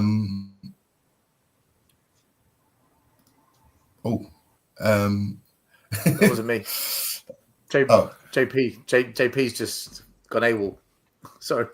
I was Yeah, clicking so mute. I think are they 9 games unbeaten in the league? They've got Who's that? as in different Arsenal. They've got a good their league record is pretty good. So they are due They've drawn quite a few, Arsenal. They've drawn quite a but few. they're unbeaten in 9. Something like that, yeah. They're unbeaten in 9, aren't they? But the wheels have only looked like they're beginning to come off a bit recently because they've had they've got a lot of injuries. Gabriel It's like Jesus Saka and stuff, isn't it? got stretched off yesterday. Jorginho's out. Saka's out. They've got Calafiori's out. What's his name? I think Timber's doubtful as well. Timber went off. They've got who's the Asian lad who played right back for them? Tomiyasu. He's out. He's never fit. The youngster that they brought in who started playing well for them, Nyamweri, he's out. They've got injuries. They don't have players to bring off the bench. And on top of that, players like Martinelli, Trossard are playing, and Havertz are playing pretty poorly, especially Havertz. So they're not really playing well. And fans are moaning. They're saying that the football is rubbish. They're really, really pissed off with the football. They're saying they're just not that team anymore that they were a couple of years ago. They can't keep missing those chances. They'll gilt chances. We say the same about Werner, and he keeps missing them though. But you can't. Law of averages, still. You can't. Those are gimmies. You can't keep missing those. Well, at the moment, they are. I think the key thing for Arsenal on Wednesday, they're 6 behind Liverpool, who have got a game in hand. So in effect, Liverpool drop 9 points less. If Arsenal lose and Liverpool beat Forest, then that becomes 12 in effect. And are Arsenal going to pull 12 points, 13 points back on Liverpool in 15, 16 games? Highly unlikely. And they've got to go to Anfield as well. So Wednesday is not a last chance saloon, but it's, you know, they're going to start to drift away in terms of the Premier League if Spurs go there and win. So I think if Spurs win at the Emirates in the season that Arsenal was supposed to overtake Man City, there's going to be carnage in that fan base. I've been watching a lot of Arsenal content the last night and today just to gauge it, because obviously we're playing them next. Mate, they are on the brink of a civil war in their fan base. They are literally on the brink of. If we go there and win, it's going to go nuclear. It's going to go nuclear. I'm telling you. Ange could do it. Ange could be the one that nails the coffin. And I don't understand, because I mean, Arsenal, particularly the last 2 years, have been one centre forward away from winning the league. Basically, however good City have been, Arsenal virtually matched them, and they are one centre forward away from being Premier League title holders, title winners. So I'm not sure what their fans have got to be so upset about. They want to be a Spurs fan. This lunatic running the club.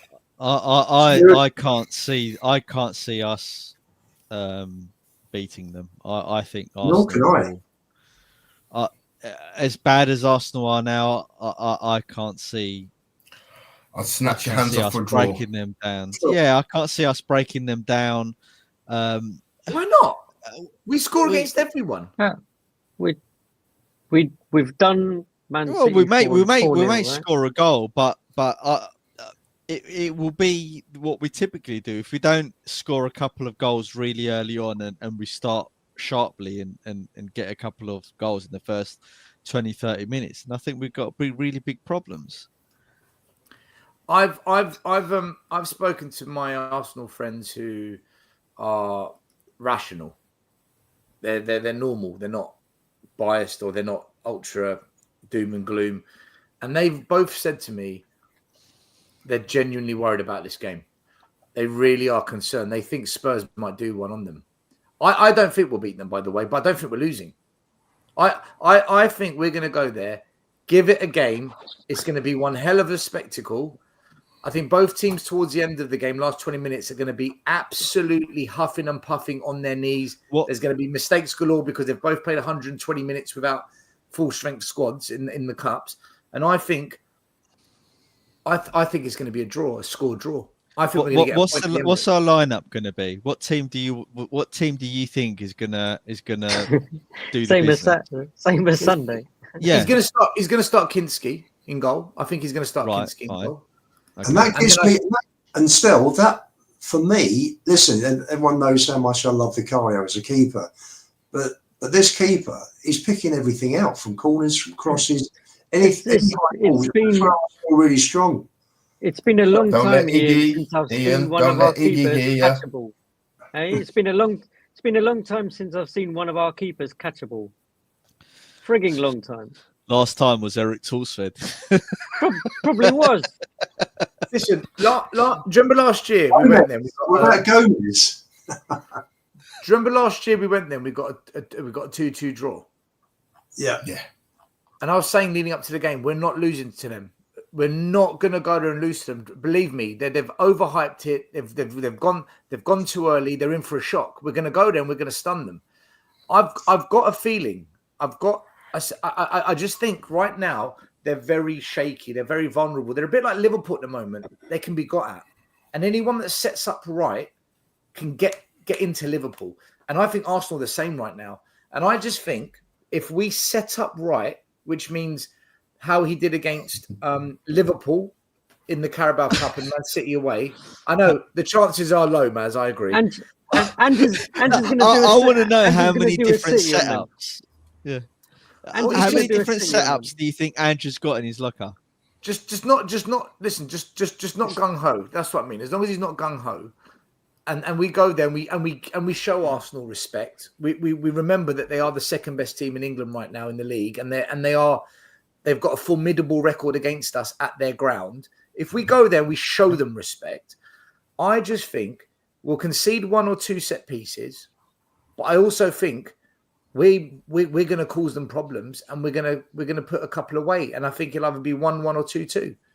I've just got that suspicion we're going to come away with a draw, and it's going to be just enough to keep Ange on board with the fans and the owners. Everyone will love him again. Yeah. Look, I think we're going to drop down the league because Man United have got Southampton. I don't know. I think West Ham, they've got a tougher game, but I think we'll drop down in the league because it's only 1 point and 1 or 2 teams below us will leapfrog us. I think that will happen, but because it's Arsenal and because it's Arsenal away, it's a bit of brownie points, and I think that's what's going to end up happening. Listen, if we get battered or if we lose, Ange is in beyond deep trouble. So Ange has to do something. He has to get some kind of result there. I don't think we'll win because I think Arsenal's record at home is just too good. But I do think we can get a draw, guys. I do. I listen, we'll do the predictions, right? I'm going to go 2-2. I think Spurs are going to get another 2-2. I'm gonna put my neck out there. Don't do it. And just gonna do a Man City or a Liverpool at their ground. Which one? Because Liverpool's 1-0, Man City was 4-0. It's a big difference. Well, Liverpool was 6-3. Oh yeah. No, I think we'll nick it. You think we'll nick it? I think we'll nick it. Hey, put your radiation suits on because it's going to be like a nuclear bomb going off if we win. So it's going to be absolute freaking mayhem. It's just one of those things, and I think we're going to lose 3-1. You think we're going to lose 3-1? Yeah. 3-2 Arsenal. Oh, Ian. I thought you were going to give us a win or a draw. What? No. I think this is a complete must win for Arsenal. And that's why we're going they're out the Premiership hunts. And that's why we're going to fuck it up, Ian, for them. I love the fact that we barely beat Tamworth and Stell's thinking, oh, we could do it. Yeah, we could do it. Stell's got a happy clapper. Yeah, but Arsenal play open, right? You know what I mean? Yeah, he's gone. Head's gone. That's why he's left. Arsenal play open, expansive football and not worry about a low block or any crap like that. You know what? As soon as you said the word happy clapper, a StreamYard kicked me out. It said, "How dare you?" No, but I just feel, honestly, guys, I'm not just doing it for the sake of. No one was supposed to lose. No one's supposed to go wrong. You know when it's all meant to be doom and gloom. We just seem to have this knack of doing something we're not supposed to, and that's why I just feel with Arsenal in a mini crisis and Spurs on a little bit of a bounce, beating Liverpool through to next round of the cup, even if it is against Tamworth. We're going into that game with a little bit of confidence, and they're going into that game shitting it. And I just think it's got all the makings for us to get a draw. That's why I say it. But all right, it doesn't matter though. JP's gone for a win. Maz has gone for a loss. Ian's gone for a loss. Matt, what are you thinking? Arsenal 2, Tottenham 1. I hope. What the fuck? I hope he doesn't. Bro, you meant to be the half-glass full person. Half glass full my ass. Half glass broken. Yeah, listen. What? Listen. You know me. He's got a Tottenham glass, isn't he? He's got a hole at the bottom. He's got that plastic refill. He's got the plastic refill from the stadium. Listen. You can't ignore what's in front of you. And Arsenal are formidable at home. We are awful at the Emirates.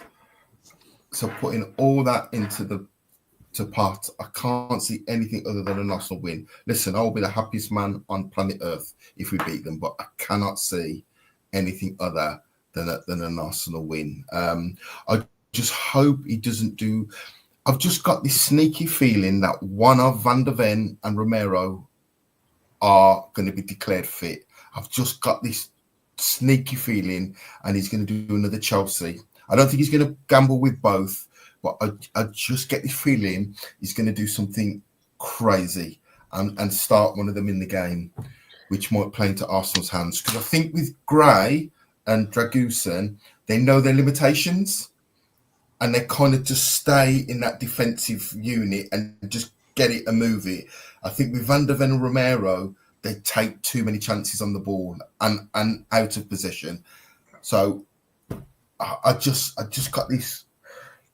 You're doing the show Wednesday night, aren't you? I'll try and jump out. I've just got this feeling Van der Ven or Romero are going to play. One of them's going to start the game.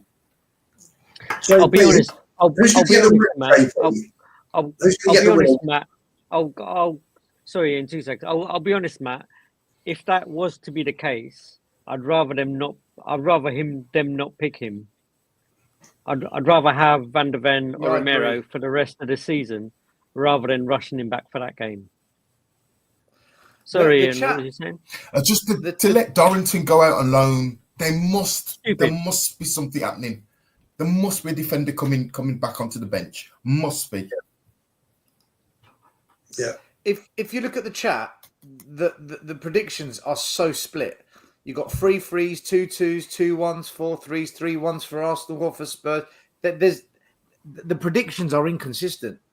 It just goes. See, this further proves my point.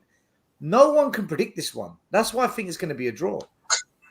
I think it's going to be that Wild Westy. It's going to be such. Do you know what this is going to be?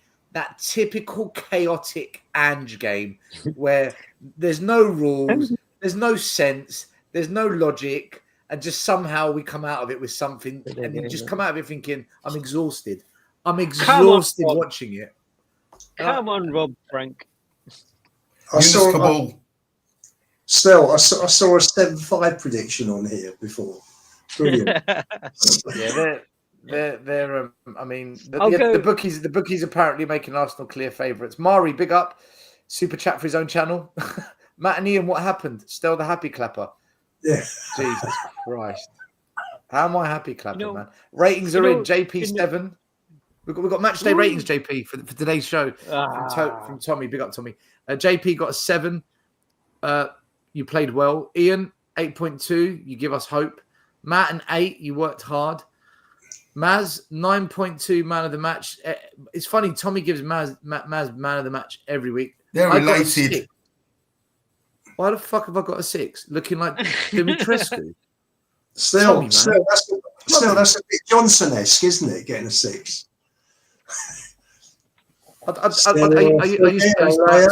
Snell isn't getting those easy tap-ins. Hey? Do you know what? Let's quickly look at the league table. That's a good point. Actually, I always wait for you when you mention Johnson's name to sing the song. Now on every show I see you on, Johnson you do that. Again, ole, ole. By the way, Maz, have you seen Johnson's stats this season? I'll stop it. 12 goals, 3 assists from 31 games. Oh, brilliant. How many got? He's got 7 goals in the Premier League and 2 assists, right? Last year he got how many goals in the Premier League and how many assists? Is it 10 assists he had? And something like 4 or 5, 6 right. maybe tops with 10 assists. Right. So what would be a good season for him? Numbers wise. If he finishes up close on 20 goals, Maz, what are we all going to say? Yeah, but what are we all going to say if he does that and we're 15th? What are we all going to say when he does that and we're 15th? Build a team around him. Yeah. Here's a league table. No, that is what they will say still. That is what they will say. Oh, no. We didn't do it for Harry Kane. Oh, no, you've just predicted the future. That's it. It's finished. Right, here's the league table. We're currently 12th. If we win, we will go 11th at best. We go 11th at best. If we lose or draw and Man United and West Ham win, we go 15th. God forbid Palace wins. They'll be equal points with us. Look, we could be 15th after Everton if we don't beat Arsenal. West Ham have got Fulham tomorrow at the Olympic Stadium. I think Fulham will. Well, it's either a Fulham win or they're going to get that manager bounce, West Ham. Saying that, though, they played Aston Villa first game and they lost West Ham. So They were So robbed. So the lowest we can go, in theory, assuming all the teams below us win, It's is 14th. 15th. 14th. No, 15th, Ian. If Crystal 15th. Palace win, and then we Yeah. play Everton or just after the Arsenal game, yeah, all right, 15th, yeah. Yeah, you're 14th, right. Our sorry, goal 14th. difference. Yeah, sorry. But then the next game will be us in 14th versus Everton 16th. It's a bit of a relegation 6 Wow. point. Oh, come on, And you man. got This is and you got painful. David Moyes, the return of the Messiah's first home match back at Goodison. Has he gone back? Oh, yeah. Yeah. Yeah, he's Yeah. back there. Oh, One we're minute, hold on, losing hold now. on. Not to Hold on, Tottenham. hold Oh, on. we've lost. 1 minute. This 1 minute. weekend they Our sacked next guys. game, our next game after Arsenal is away to Everton. David Moyes' first game in charge. We've lost. We so lost that game, haven't we? God, We man. so lost that game. We're not winning that. Oh no! It'll be his second game. His first game's against Villa. Is that his first home Oh, game? Yeah, but it'll be his first home game, wouldn't it? Yes. Yes. Oh, The atmosphere alone, we've lost. The atmosphere. So, fuck me. We really need to get something out of that Arsenal game. You know? 16th in the cup. I told you. Do you know, if we don't win, and either Everton, Wolves, or Ipswich win, we're currently 8 points off the drop. And in terms of getting into Europe begins at what? 7th, Bournemouth, 33 points. Guys, we're 11 points off a European place. No, 9. 9 points off a European place. And people are saying keep Ange. Mate, we are closer to relegation than what we are to a European place. And I'm talking about Conference League. We are. Spell correction. Everton are at home to Villa on Wednesday. So it will be the second game. Will be Moyes' second game at Goodison. JP, we just need to accept it, mate. This is what the fans want. So there's no need to be sad or you know. This is who we are, mate. This is who we are. This is I've accepted it. I'm just guys. I'm just Look I've at accepted it. Did we? Our last game. What was our last league game? Brighton. Oh, Brighton at home. No. The most recent game, I mean, that we played in the league. Newcastle, wasn't it? We lost, didn't we? Yeah. I just want to say for the record before we wrap up that Matt, this is what you wanted. All right, this is what you wanted. Okay. What's You that? defended Ange. I heard you defend Matt, Ange all season, right? And look where we are. This is what you wanted. Maz, no, that's unfair. In all honesty, Matt said he just don't care if he's not Ange, he's not Ange out. I distinctly remember Matt saying, right, that he still had faith. I remember that. So I'm pinning it all on Matt for today. Do you know we need to come up with a new song for the club? You know, when England fans pick... No.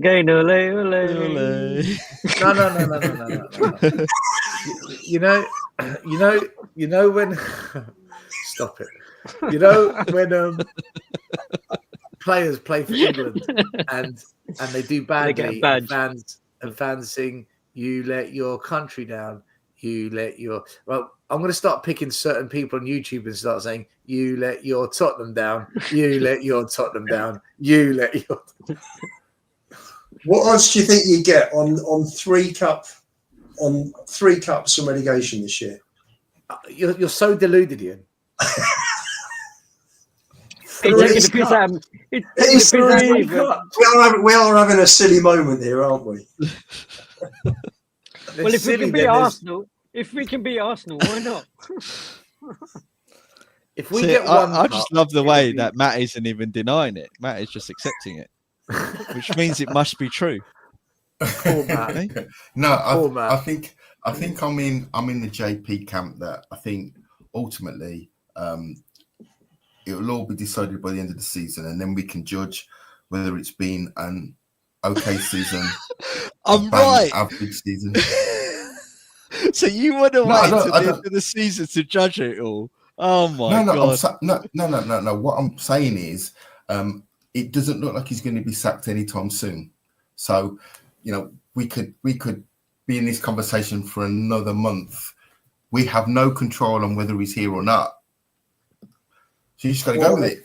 I think. Well, I think if he gets knocked out the Carabao, knocked out the FA, and we're down there in 16th, I think Levy will bite the bullet. Once we get knocked out of those 2 cups, I think. Do you know what, JP? I think it's before that. I think if we don't sort the league position out in the next 3 games, Arsenal, Everton, Leicester, and then we go out at Anfield the week after of the Carabao Cup, I don't see how he can keep him, man. I don't see it. The season's done for me. The season's over if that happens, because we won't get Europe through the league, and we're at the Carabao Cup. What? We're gonna put all our eggs in the Europa Cup basket. We haven't won a European trophy since the 80s. Ange is notoriously bad in Europe, by the way. He was terrible in Europe at Celtic. But look at this is what we know. Harry Redknapp got sacked, or his contract wasn't renewed, and he finished 4th. We know Jose was sacked 6 days before a cup final. We know Pochettino was sacked after getting to a Champions League final and being 14th in the league in October. We know Conte, whatever you want to call it, sacked, mutual consent, whatever, and we were 4th at the time. So these are the things that we know. So God knows. That's a question. I've asked this question in the chat before. Why do you think he's still in the job? You first up. What do you honestly think is the reason? It's just a pandemic across the fan base. It's an illness that's just. Why is he? No, I want about Levy. Yeah, I think he's backed into a corner, Matt. I think he's in a position where the fans are protecting the manager, and he fears that if he gets rid of the manager, the fans will all turn on him. And I think they've probably done the analysis where all the data online and around the stadium suggests that fans want Ange to stay and for him to be backed. And I think that's why if he sacks him, he's petrified. Also, I think it's who else can he bring in? Who else is he realistically going to attract? And for fans to get on board with another project, another process. On the flip side, everyone's got a breaking point. We know Levy's about the money. If that European money looks in jeopardy, and if the season continues to go the way it is, I think he will sack him. I don't think he'll just give him to the end of the season and he can just keep losing games. I don't think that's going to be the case. I don't think so. I think he's just in a bit of a corner. For the first time, I don't think he knows what to do. I actually think he doesn't know what to do, and he's just maybe giving it another 3-4 games. I do think if we go at the Carabao Cup and we lose to Arsenal and we lose to Everton, I think he's gone, man. How can any manager survive that? He sacked Jose 6 days before a final. Right, but Matt, yeah, but that was over the argument. But we were still in the European places for Europe. We were still content. That was after getting into Europe, wasn't it? Correct. And we're not going to get Champions League this year, so that analogy with we're not getting Europa Cup. Ian, we're not getting Europa Cup. No, right. That's not going to happen. For me, I thought all along that while Ange, providing the league position is okay, while he's still in with a chance of winning the Europa League, which brings Champions League football, for me, he was going to stay. If we go out of the Europa League, say last 16 or even a playoff, then I think he's gone. I don't see it. And I see Mason taking over. I see Mason taking over till Mason and Matthew Wells running the show till the end of the season. Alexander in the chat would rather have Ange than Ryan Mason. How really? Well, listen. I think that's got to be the most delusional comment I've ever read out in public ever in my life. Rubbish. Well, I'd rather. I mean, Ange is got to be our worst manager I think I've ever seen at Spurs. Maz, can I just jump on Rodney Trotter's thing? Jose was 6th or 8th, still had 3 months of football after the final. Mason was in charge for 6 games and won 4 of them. And had he won all 6, he would have made Champions League. Just to put the record straight on that. Look, I don't like Mason as a manager, but when you take, and I'm being serious now, when you take all of Ange's what he says in the press conferences, his behaviour towards the press, his behaviour towards the players, his behaviour towards the game when the game is playing, his lack of man management in terms of rotating the squad, his lack of planning against the other team in terms of their weakness, their strengths versus our weaknesses. His pre-seasons are god awful. His signings have been rubbish. His stats are worse than all the other managers for the last 20 years. I mean, to suggest that you'd rather have Ange than any other manager, and I could name any manager, is based on today, is absolutely head gone. The guy's got a 1.2 points per game ratio, a 1.2. That's relegation form, right? Yeah, and you'd rather not have Mason. I mean, come on. I mean, we've got to be serious here. I think they're both rubbish. Yeah, Billy, I'm not saying. I was going to say this. That Billy, you say you're challenging my analogy. Why did he sack Poch when fans loved him? Like I said, but towards the end, he didn't listen because he had a manager lined up called Mourinho. There's no alternative after Ange. Like, where do you go? That's right. People would say Frank or Areola. Yeah, but will they come? Mourinho was free at the time. Some people will say yes. Mourinho was free at the time. Conte was out of work. Mason works for the club anyway. Nuno came in the summer, so it was at the end of the season. I think right now, if you pay the money, absolutely you can get any manager. But I think we're in a situation where I don't think Levy right now is going to pay Ange the rest of his contract, compensation to get another manager in and put him on a wage, unless the financials of the club are hurt enough because of league position and failure to get back into Europe. Then financially, why keep the manager? He's actually now the manager now becomes a drain on resources. You are financially costing us, and I think that's where we're at as a club. If they lose the next 3 or 4 games, and you got Arsenal, Everton, Leicester, then I think you got Brentford away. That's not easy. I think is Brentford home or away? Away. We're not winning that. They're good at home. And then United at home after the 2 cup games. Now that becomes a hard game. Suddenly United's harder than what we thought. Leicester, I think we win. I think we win the Leicester game at home. Yeah. I think we beat Leicester. Yeah, I think we beat them. See, football's crazy, right? Brentford play Portsmouth. Brentford have got, I think, the best home record in the Premier League. One of them, mate. Plymouth. They played Plymouth. Plymouth hadn't won an away game all season. Plymouth go to Brentford and knock them out the FA Cup. Yeah, but you don't know if Brentford played. Yeah, but you don't know if Brentford played half their kids and stuff like that, right? It's quite possible. I mean, I don't know what the team was. On form, you've got. Yeah, but the kids won't be on form, right? No, but you'd still say Premier trained young professionals should still have enough at home to beat Plymouth. And what about away to Tamworth? Well, that's a different kettle of fish there, JP. Look at this. This is amazing. We've lost all credibility because Ange beat Pep, Slot, and Klopp. So that means Ange is the greatest now. Surely you measure it by league performance. If Ange isn't the worst, why did he lose to Ipswich, Crystal Palace? What are you doing, Curtis Shaw TV? And another fake account. Isn't Curtis Shaw TV an Arsenal fan channel? Yeah.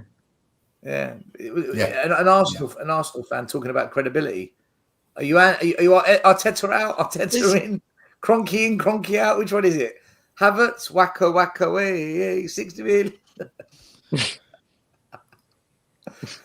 don't get it, man. I don't get it. And statistically, fact is the worst manager we've had in the last 20 years. If we just look at stats, if we look at data, if we look at individual games, Alexander wants Ange in. He'd rather have Reality. statistically worse manager, and even if his stats are marginally better than Mason's, as he suggests, right? Whereas cherry picking the period, or regardless, I would rather give Mason a shout because I think Mason's tactically a better manager than him. Ange tactically has got to be one of the worst managers I've ever seen. And it's not just me saying that. A lot of people are saying that. Yeah. He's stubborn, right? He's making the players have injuries. I refuse to believe that any other manager would be the same as him.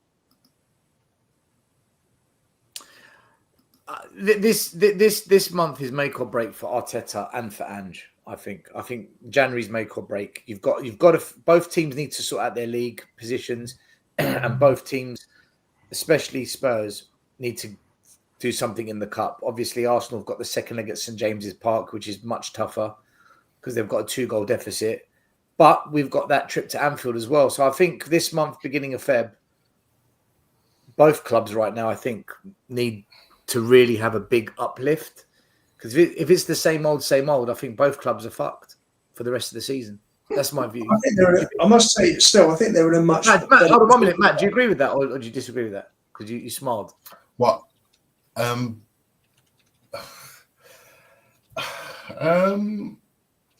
Look, I think there's a lot of Arteta out this week. He's just turned on him. So it's interesting that that's kind of snowballed in the last 4 or 5 days against him. In regards to us, somehow he's got the majority of the fan base on his side. I don't know how long that's going to continue, but let's see. That's why I smiled. That was all. No one can tell, right? I don't think Arsenal are having such a. I don't think it's such a crisis. If they've won 7 and drawn 3 of the last 10, how it's 24 out of 30. So why are their fans in a meltdown? Ian? Why are their fans in a meltdown? Are you comparing them to us, though, Ian? Why are their fans having a meltdown? God knows. God knows. They want to try and be a Spurs fan with this nonsense that we have to put up with. Newcastle, right? This season, Arsenal, home and away, failed to beat Brighton. This season, I'm just looking at the last 3 games. This season, Newcastle got their first win at the Emirates since when? Decades. They never get anything there. They've gone there and beaten them, and kept a clean sheet. Man United, with 10 men, knocked them out the cup. And we're talking about a shit Man United. Because they're not purely because Arsenal are not finishing their chances still. That's why they've lost the last 2 games. Because they don't have the players that normally do them, i.e., a fit Jesus, who's now off injured, Saka, who's a massive part to them scoring goals. Who else gets goals for them if it's not from set pieces? Arsenal have depended massively on set pieces all season. That's dried up a bit now. They've got nothing at the moment. But that was a miss. That was a miss we said at the start of the season for them, wasn't it? Like they didn't go out and get a proper striker. And if they went and done that, and that's probably where they've come to the end of the tether, Ian, with Arteta, in terms of the amount of time he's been there, the amount of money he's been there, the amount of money that he spent while he's been there. And right now, in the last 2 years, they've probably seen progress, and right now it's probably gone backwards, right? Well, I think you're right. I think it's more to do with the fact that they haven't picked up the trophies that they thought they would over the last 5 years, rather than what's been going on over the last week, which was Brighton, Newcastle, and Man United. You can't win every game, and you do get you do get runs. You don't put the ball in the back of the net. We should have buried Leicester, and we should have won at Newcastle this year, but we didn't. We didn't finish, and we finished up with 1 point out of 6. So it happens, and I look at the chances that Havertz has missed. against Newcastle, Man United. I mean, they're horrendous misses. You know, I mean, I'm not sure whether Bernard would score them, but anybody else would. Anyhow, Havertz scores against us. I'm He's going full throttle Ange out, even if we win 5-1. If Havertz scores, I'm going full throttle Ange out. There's under no legal rules of the game should Kai Havertz be allowed to score against us. He's so shit. He's their Timo Werner, you know that. He is their turbo Timo. I think the other thing is he got a shit German. They've got a shit German. They're both shit. Yeah, but our one's shitter than their one. He is. He is. What kind of the other thing I'd say, Ian, is also like suddenly they've probably seen Liverpool just come and overlook them. With like everyone was expecting, Klopp's gone, they're going to go downhill a bit. They've got a new manager in. Yeah, they're going to have to start a new process and trust the process and stuff. And Liverpool have just come and gone bang, and like they're at the top. Yeah, so that's another frustration. I think it's been a perfect storm for Slot as well, because Man City have been indifferent. So they've kind of got that momentum and no one's noticed. I think had it been the Man City of last season or 2 seasons ago, I think Liverpool might have not found it so easy. But I think everybody's been so inconsistent this season that it's allowed them to get ahead of the pack. And once they're ahead, they're hard to catch. But I still think they're not the finished article. Liverpool aren't the finished article for me. They can still be got at. But that's where you see Arsenal have had this build-up of the last 3 years, building this squad to be that team that took over Man City, right? Whereas suddenly that's another frustration. Liverpool have just come like that, be it lucky or not, but they have come and they're at the they're ahead in the race at the minute. Tomorrow's going to be a cracking game, Forest-Liverpool. It can be very interesting because if Forest win, that just throws the whole thing wide open. Because they're on the hell of a rock. Do you know what, Ian? Look at Nuno. See, look at what Nuno's done at Nottingham Forest, and he was basically the butt of everybody's jokes at Spurs. Let's be honest. If you go onto any YouTube channel, the time that he was sacked, he was ridiculed. But he was ridiculed because the players didn't want him. That's why. The football was dreadful, Matt. It was absolutely. I'm not saying it was his fault, but a manager comes in and none of the top players wanted to play for him. I mean, it got to the point whereby we weren't even taking shots at goal. That's how bad. Yeah. It was. What I'm saying is, we won the first 3 games 1-0. We then went to Palace. He played a midfield of Højbjerg, Winks, and Skip. I mean, what chance did players like Kane have of getting any chances from a midfield? We literally went 5 games without having a shot, right? It was dreadful. I think. Listen, I think they're the reasons why. 3-1 to Arsenal, I think it was. The next 3 games. But what's the common denominator? Why is it that you go to Spurs? Well, Matt, he wasn't allowed to bring his team with him, and that's the only time. That's the only club. Spurs is the only club that he hasn't brought his team with him. Poch has got his 3. He's got Jesus and the other 2 guys. He's got, there's the 4 of them that go everywhere together. This was the only team that didn't allow Nuno to bring his backroom staff with him. It's the same. It's the same with Ange, though, right? That Ange hasn't, or whether he was allowed or not, he hasn't got anyone with him from Celtic. Ange actually said, he came out in a quote, I think, the other week, and he said that he wants to go himself from club to club because he wants to teach the coaches how he wants to play. Yes, let's keep Ange, man. He's the man. Isn't that so admirable of him? Wow. He's so morally virtuous above all of the other managers that bring their team along with them. Isn't he great? Oh, let's give him a trophy for that. People defending. No, Ian, I'm not having a go at you. I'm just saying, like it's that type of how should I say, excuse that he gives. Not excuse. What? Oh, it's getting late. My brain's not working.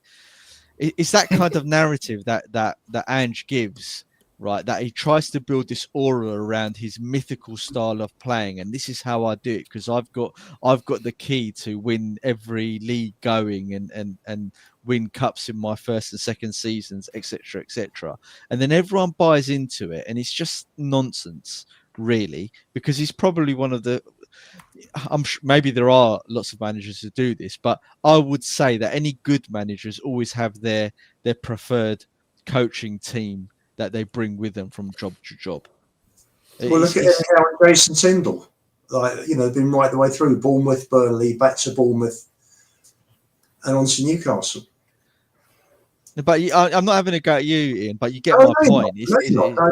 That's what's happened with Ange. He likes to do it his way. He's a solo artist, and he goes from club to club, and he picks a new coaching team at every new club he goes to.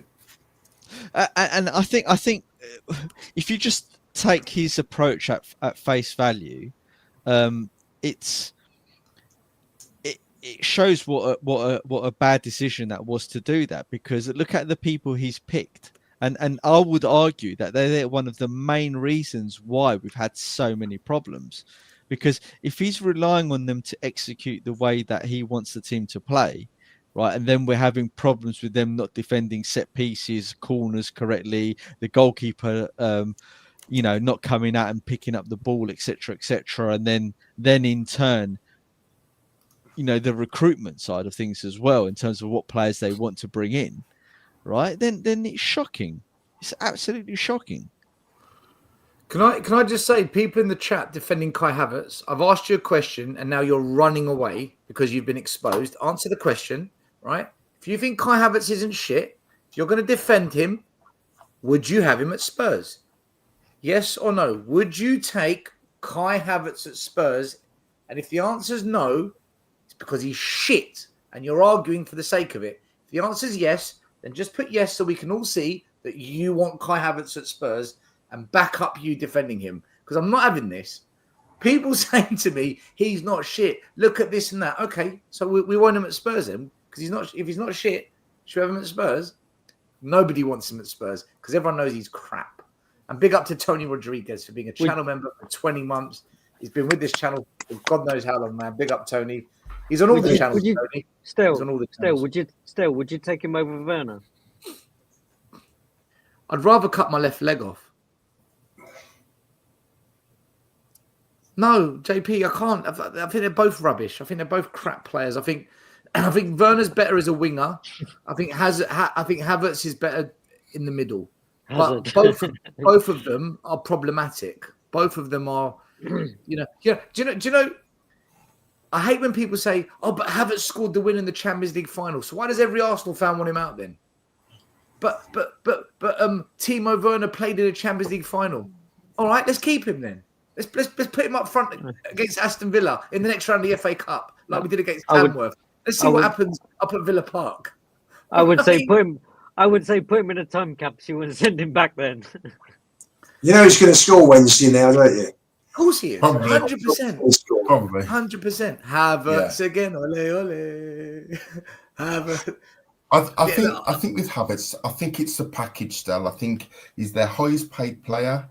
That's a disgrace. He's over £300,000 a week. Imagine him being your most highest paid player at your club. Him 375,000, I think I saw. Something like that. Yeah. So when you're looking at value for money, yeah. If I was an Arsenal fan, I would be livid that Havertz is at my club and I'm challenging for a league title. I'd be livid that in the summer we signed that Marino, who is so bang average. It's unreal for a midfielder. What a drop-off from Partey and Odegaard and Rice and Jorginho. He's a massive flop. I'd be livid. Why did they Smith Rowe? They let go Smith Rowe and bring in Marino. I mean, Matt, I'd rather Nketiah than Havertz. Matt, myself, and JP's cousin Cheyenne, we said 2 years ago, and even this year when he came back to fitness, we'd have him at Spurs. I'd have Smith Rowe at Spurs 100%. all Yeah. day. All long. day. He's a player. He's not amazing. Player. but We he's a said that good player. even when he was playing against us as well, several seasons back. I don't understand why they went and bought Marino when they had Smith Rowe there. It doesn't make sense. Mystery. It's almost like re-signing Werner twice, isn't it? That's just... By the way, big up Vindaloo, who's in the chat, in the comments. Vindaloo's back. We've missed you. Vindaloo. Don't worry, He's Havertz back. can score in the brothel 65 million. This is what I mean. Arsenal fans say this. Spurs fans say he's not shit. Look at his stats. What planet are we on? Do you know what? This is why we win nothing. Our acceptance of average players is what kills us. I think it's the biggest problem at Spurs. We whoever we sign, we've got to big it up, praise it, give it a chance. From day one, we said, Werner, shit signing, shit player. This isn't taking us forward. Johnson, meh. For John George's comment here, how many has Havertz scored? I know Johnson's got 12. 7. Johnson's scored 7 12. Havertz. In total. Johnson's got 12. Solanke's got 11 already. Yeah, but that's In the great. league, Havertz has got 7. Yeah, but you see, it's great. It's great when you're winning 5-0 against this team. See, Arsenal, a bit like Spurs, a lot of their stats come from a few percentage of games because they're high scoring.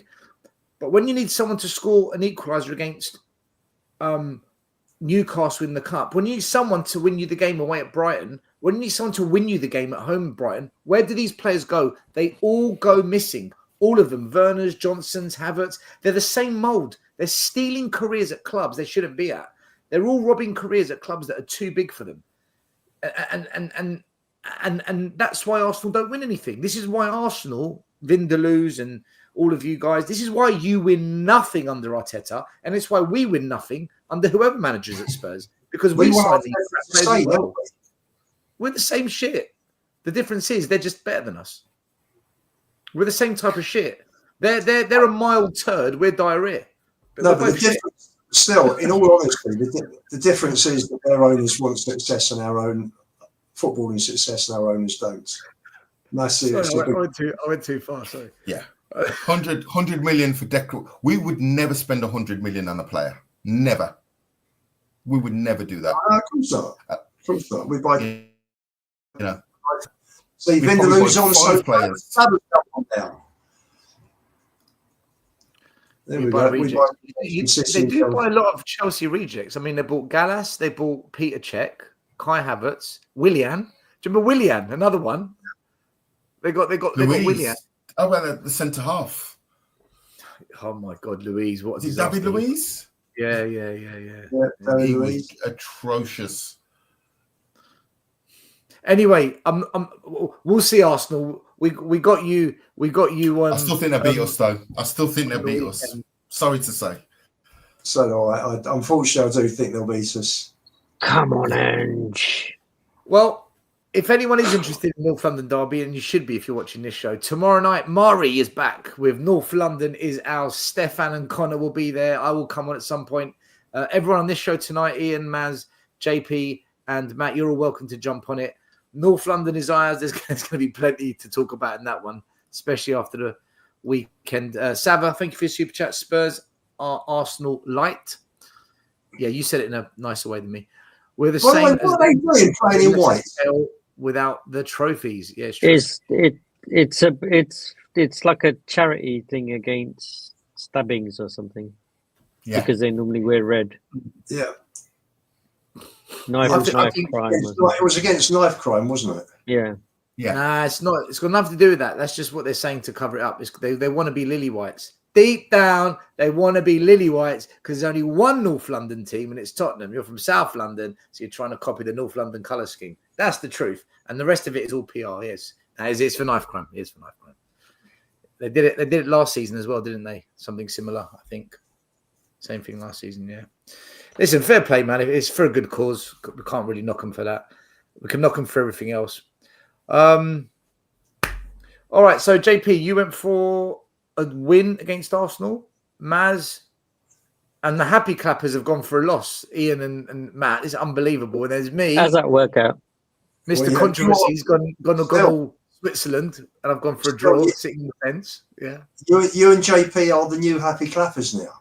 You've taken over we from are happy clappers this week. James Flower. Let's see what happens tomorrow. JP, what's going to happen on here if Werner scores like 2 goals in the last 3 minutes I'm going to turn a 2-1 deficit into a 3-2 win? I hope we sign him permanently. You know, that's That'll be the new petition. Get this signed. We want him. By the way, I don't think Werner will score another goal this season. I don't think he'll score another goal. I'll beat you. I don't think he'll score another goal in his life from this point onwards. Do you think he'll play again this season? Yeah, he will. He will. I don't think we've got a choice at the moment. We don't really have. Mind you, Mikey Moore's back. In fact, before we go, let's do our predicted starting lineup. So, do we all agree Kinski's in goal? Yeah. Centre backs, Dragusin and Gray, unless one of the others returns from injury. Yeah, are we saying that? Yes, Dragusin and Gray centre back. Yeah. No potential for Spence to go at centre back. Nobody thinks that's going to happen. No, Porro and Spence, right back, left back. Or... The immense Gray at centre back. All right, who's going number 6 then? Basuma, yeah. Basuma. And then midfield, what do you reckon? Is it Bentancur? Is Bentancur injured or suspended or something? No, Bentancur will be back for Leicester. He's Concussion. got a head he got the injury. Oh, he's back for Hoffenheim. This is Bentancur's 2nd concussion this season.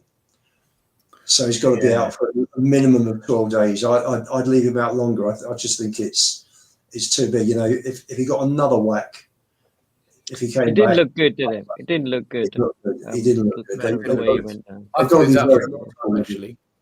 So, all right, so Basuma's in the 6. Who's in the 8 and the 10?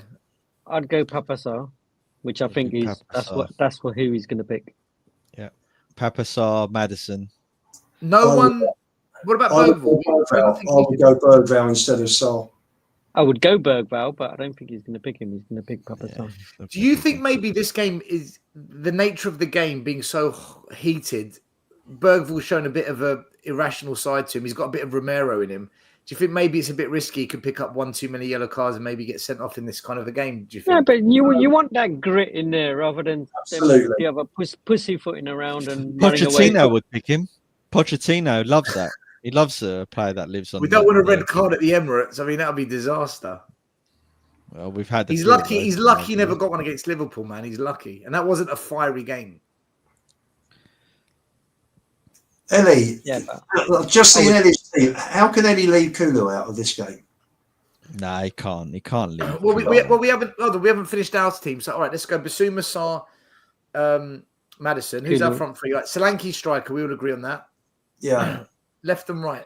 You got Son, you got Werner, you got Kulu, you got Johnson, you got Mikey Moore. Who does he start? I know what I would pick, but I think he's going to pick Son, Solanke, Kulu. Well, no, forget Ange. What are we picking? We're better. I would go Mikey Moore. I would go Mikey Moore. In a North London derby, being out for 2 months, JP, and you're predicting a 2-1 win. I think you have to. I think you have to play Son just in case he gets a chance and he puts it away. You know, I know Son's finished, but you never know. He might just do it. Right. At the end of the game, you know, they do the kind of like the managers shake hands and the players go to the away fans and clap. If you watch Son, he's limping. It's terrifying to see. I said on the last show, Stel, I think when this season finishes, it will come out. Son's not right. He was limping. I've recorded it. I'll send it. Is he doing another Conte season where he's got a groin injury, but he's not telling you he needs an operation? He's doing that again, is he? He only came on with 25, 30 minutes to go, and he was noticeably limping. I'll send it you when we're finished. He's not fit. All right, so Matt, who would you start then? Who's your front three? I'm going to do a bit of a curveball here. I'm going to go Solanke and you say Werner on the right. Yeah. No. I'm going to throw Richie in. Oh my God, the pigeon! No. I'm going to throw Richie in. Matt, he's been out for 3 months. How I know. how you gonna- What's he going to do? Come on the pitch and go. "Brr, brr." I'm going to throw him wide left. What a shit Just be an celebration. man. What a shit. Just be I would- an absolute nose. Yeah, hope- Matt. Why? he's- Sav was right, Matt. Why do you hate us? I'd throw Richie in. I'd throw him in. I think you have to start Son. I think you have to, only because Sure, you just definitely. don't know. Well, no, in fact, no, you don't have to start him. I just can't watch Richie or Werner. That's how bad it is. I want Son just to not watch Richie and Werner, and then I'd start Cooley. Do you know what? In fact, do you know what I'd do? Do you know what I'd do?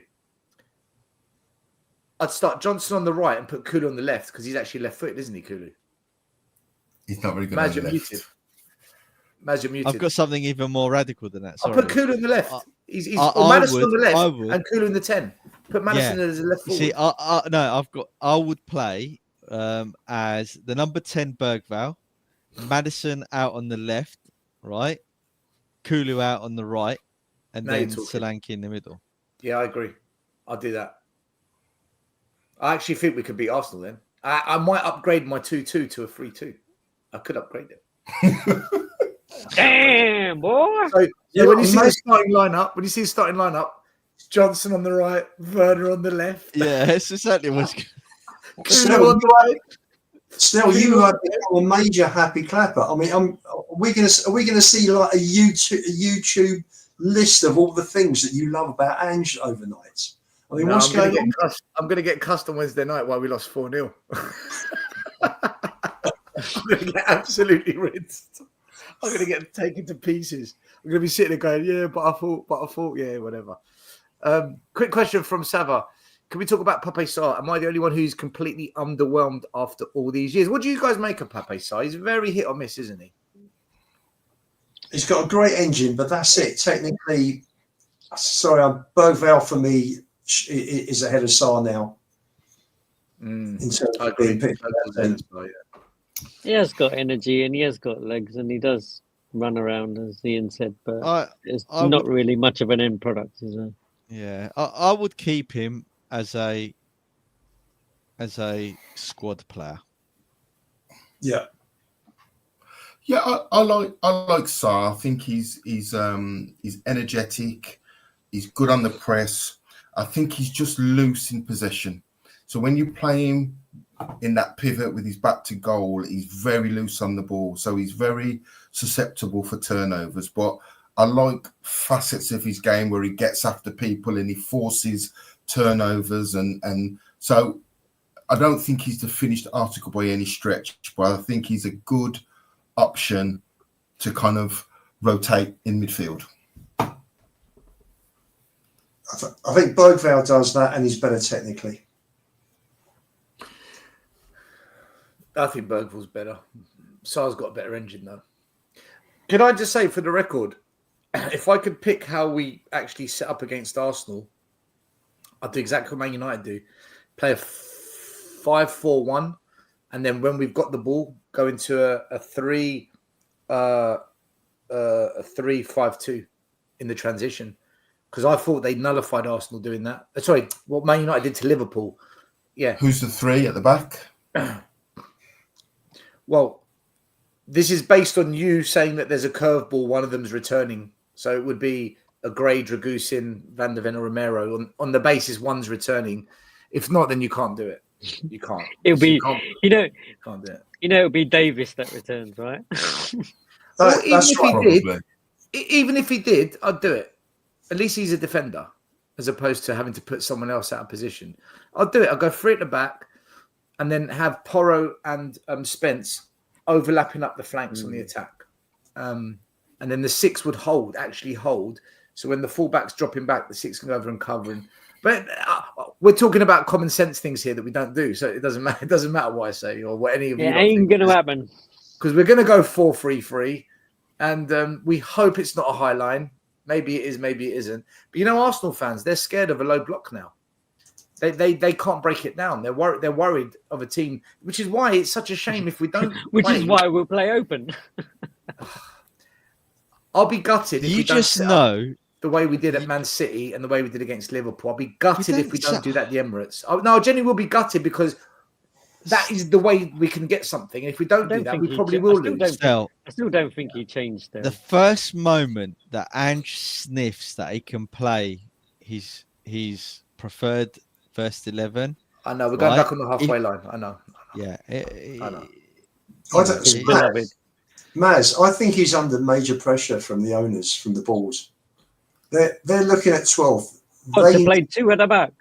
They need Champions League football. They need the money. You know, the 600 million in debt for the grounds. You've got 240 million on amortized transfers still outstanding. That's a lot of money. They cannot afford to be, away from Europe. They just can't. He's under major pressure at the moment. Why did they? You know what? Why did they? Yeah, I was going to say, why did they employ him to begin with? Then I mean, it's because Levy brought money, and Munn's not exactly a football expert, is he? And Munn's brought Ange in. So you got the blind leading the blind leading the blinds. Yeah, and then they threw 300. Then they threw 350 million at him as well at the same time. Sorry, Alexander. In which fucking universe is Pape Sarr being sold for 50 million? I mean, are we just doing this now for attention purposes? Pape Sarr, 50 million. Who's paid 50 million for Pape Sarr? Do any of you here value Pape Sarr at 50 million? Actually, do you know what? Hold on, I take it back. Alexander, I take it all back. I'm sorry. I've just realised we paid 50 million for Johnson. Anything's possible. I take it all back. You're right. I'm wrong. No. So where you're wrong is we buy those types of players. No one else does that. Yeah, no. No one. The point stands. No one else is buying Pape Sarr for 50 million. Only we do the stupid buys. Everyone else just laughs at us. But it you know, could be like do you know a the crazy sofa thing? value or something rubbish like that. Sorry, man. Do you know the crazy thing with that Brennan Johnson? Brentford bid 30 million. 35. We didn't even go up by 5 million. We just doubled it. Yeah, was it 35? I knew. 35 million. Brentford were going to pay 35 million, and 2 months later, Forest 47.5. and he paid it. Levy backed Ange the way he backed Ange on Solanke. That's why Ange is still at the club. He's back. Michael from Poland's given the ultimate dichotomy for me. Who would you rather have, Brendan Johnson or Havertz? 50 million versus 65 million. I'll take Brendan Johnson. Me too. I'll take Brendan Johnson. Absolutely. How bad? I can't believe I'm saying that either because I think he's awful. I don't know, man. It's so hard. It's like the biggest dichotomy ever. I think I'd rather have Havertz. Do you not think you get more out of Johnson if you played him in his right position? As an inside forward. Actually, I don't think he's a striker. JP, do you know what I was going to say? This is actually a difficult question when you think about it. One, because they're both shit, and it's hard to differentiate between which type of shit you prefer. But Johnson is playing as a left-sided winger when he's played as a forward for Forest, and Kai Havertz is playing as a striker when he's not a striker. So both players, we're judging them being put out of their position that they're supposed to play. So it's actually hard to answer this question, I think. I'd probably pick Johnson because he's younger. Yeah. Ellie's like, I'm abstaining from that. Abstained. Yeah, I'm going with Johnson. Do you know what? Philly 2109 sums it up. It is a low bar. This is how bad things have got. Oh, fuck me. Can I put something out there? I'm going to say something that people might think is controversial, but I think will look good at the end of the season. I think last summer's transfer window, in terms of the players we bought, people will give it a higher rating. I'm just talking about the players we bought, because when Solanke, Gray and Bergvall are 3 of the first 11 by the end of the season, people look and think, do you know what? It wasn't as bad as we thought it was. You just want people to say Only- Archie Gray's good, right? I'm not saying that they shouldn't have bought more established players, because we should have done. I'm only talking about the purchases we made. So let's just isolate that part of the transfer window. Ian, this is according to what we've said today and what you've said, right? Johnson's going to finish on 20 goals. Could Right? well do. He's on 12. Right? 20 goals. Then, right, Gray and Bergvall become mainstays in the system. Hopefully, yes. Yeah. Well, Bergvall's very close now, isn't he? We finish 15th. And then the fans are going to be like, let's build a team around Johnson. And we actually had a good transfer window. That's our season. Do you know what? I actually can't believe we have conversations about maybe winning trophies, and we're discussing Havertz and Johnson, right? And beating Arsenal. Beating Arsenal. And on top of it, wait, Ian. On top of it, we're now saying that by the end of the season, if Bergvall and Gray are starting, that window will look good. But if we're 15th in the league, it doesn't matter who's starting. Who cares? No, and then the fan base will say we're building a team around Johnson. Yeah, Johnson's. We're going to move him into the strike. I think for this window to be a success, these players need to be part of a team that wins a trophy and they've contributed to that winning team, or they have to be part of a team that finishes in a respectable position in the league. Otherwise, I don't think we can say what you said this year, Ian. But maybe in years to come, we could maybe say it. But this year, I don't know. It might be too soon. Yeah, I just want to say to Sava, who's talking about Archie Gray to Real Madrid 3 or 4 years' time, Sav, not in the next 12 months. Calm down, mate. By the way, one of the most fucked up shows we've done in a while. We've spoken today, honestly. What sort of show did people expect after yesterday? I mean, come on. We're 12th in the league. We're 3 points off 15th. We're 8 points off relegation. We're 11 points off of a European place, and we just about beat Tamworth. What they want us to talk about? Like, this is the level. This is the level. Levels. Timo versus Havertz. Yeah. Ladies and gentlemen, this is the level of our club that we want, right? We get used to these weekly shows. This is where we're at. I've just thought of something. I need to ask you guys, because I didn't watch the full game, so I don't know. Did Yang come on for Spurs on the weekend, or was he? Wasn't even on the bench. He wasn't even on the bench, no? Stupid. No. Was he on the bench against Liverpool? Was he on the bench against Liverpool? Yes. Yeah, he was. He was, wasn't he? I'm sure he was. He was, wasn't he? Yeah. Yeah, I remember his name. I remember his name on the bench. Yeah. He was against. Okay, that was another prime game to play him. I mean, I don't know if he's injured or picked up a niggle or what. I don't know. He's the best. He's the best young player in the whole Asian continent. Out of 2 billion people, apparently he's the number one superstar footballer. So he's come to Spurs. Do you think he'll play in the North London derby? Do you think that's a shout, or do you think that game is just too wild to throw? Welcome to Spurs. Stick him as centre back. He's fast.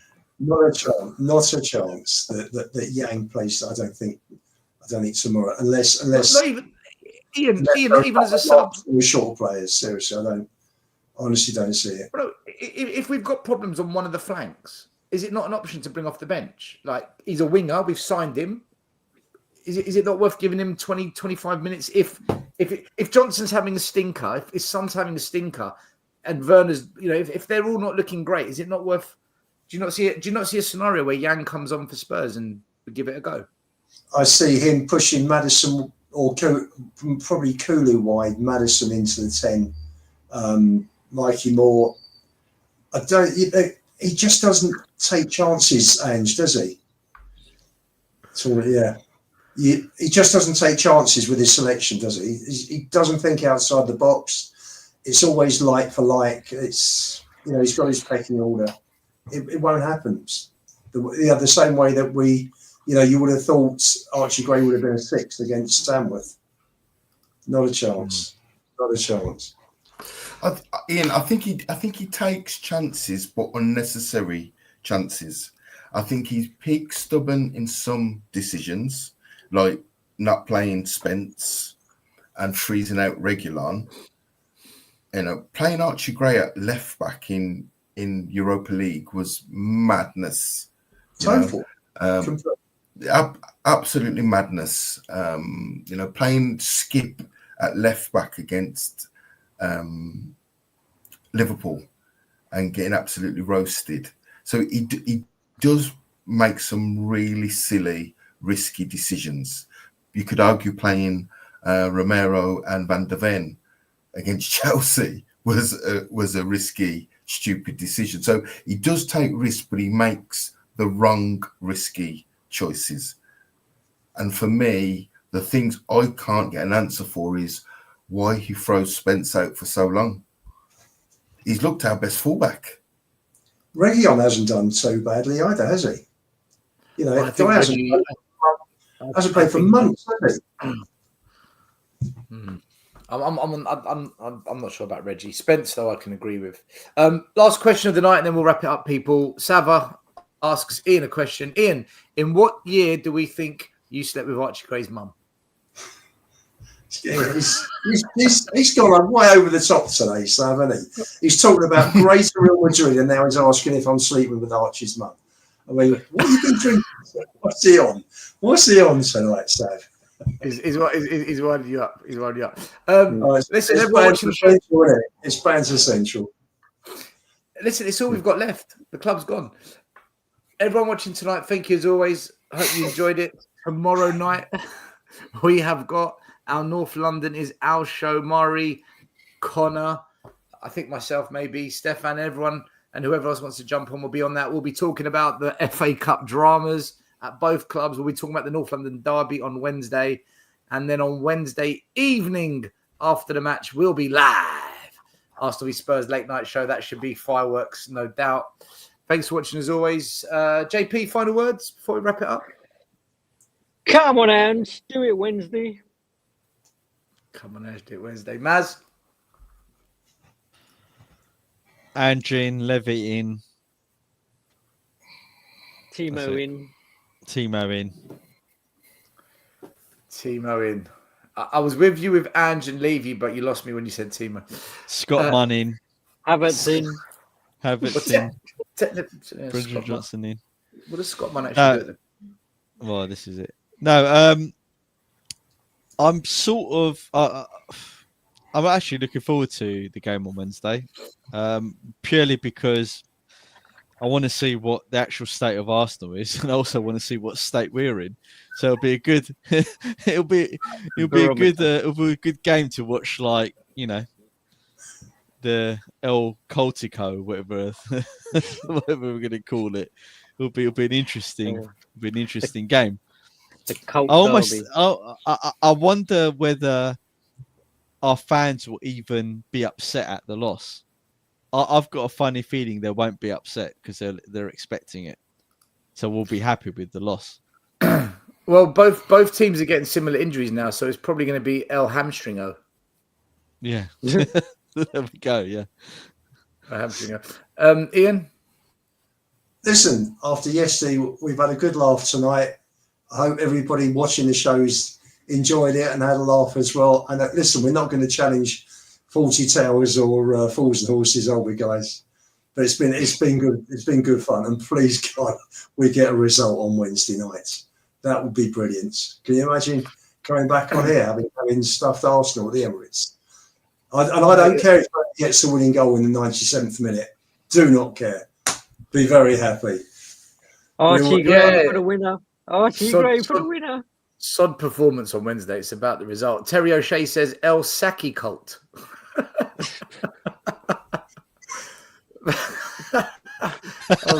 know what?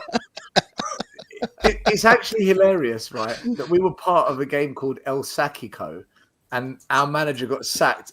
It literally was El Sakiko when Nuno got sacked. It was Solskjaer, wasn't it? Huh? And Nuno went, didn't he? It was Nuno. It was Ole Gunnar Solskjaer or Nuno, whoever lost it, and they beat us. Was it 3-0? We lost 3-0. Yeah. Oh my Lord, Matt. Final words, brother. Thanks for coming on as always. Yeah, listen, thanks for the invite.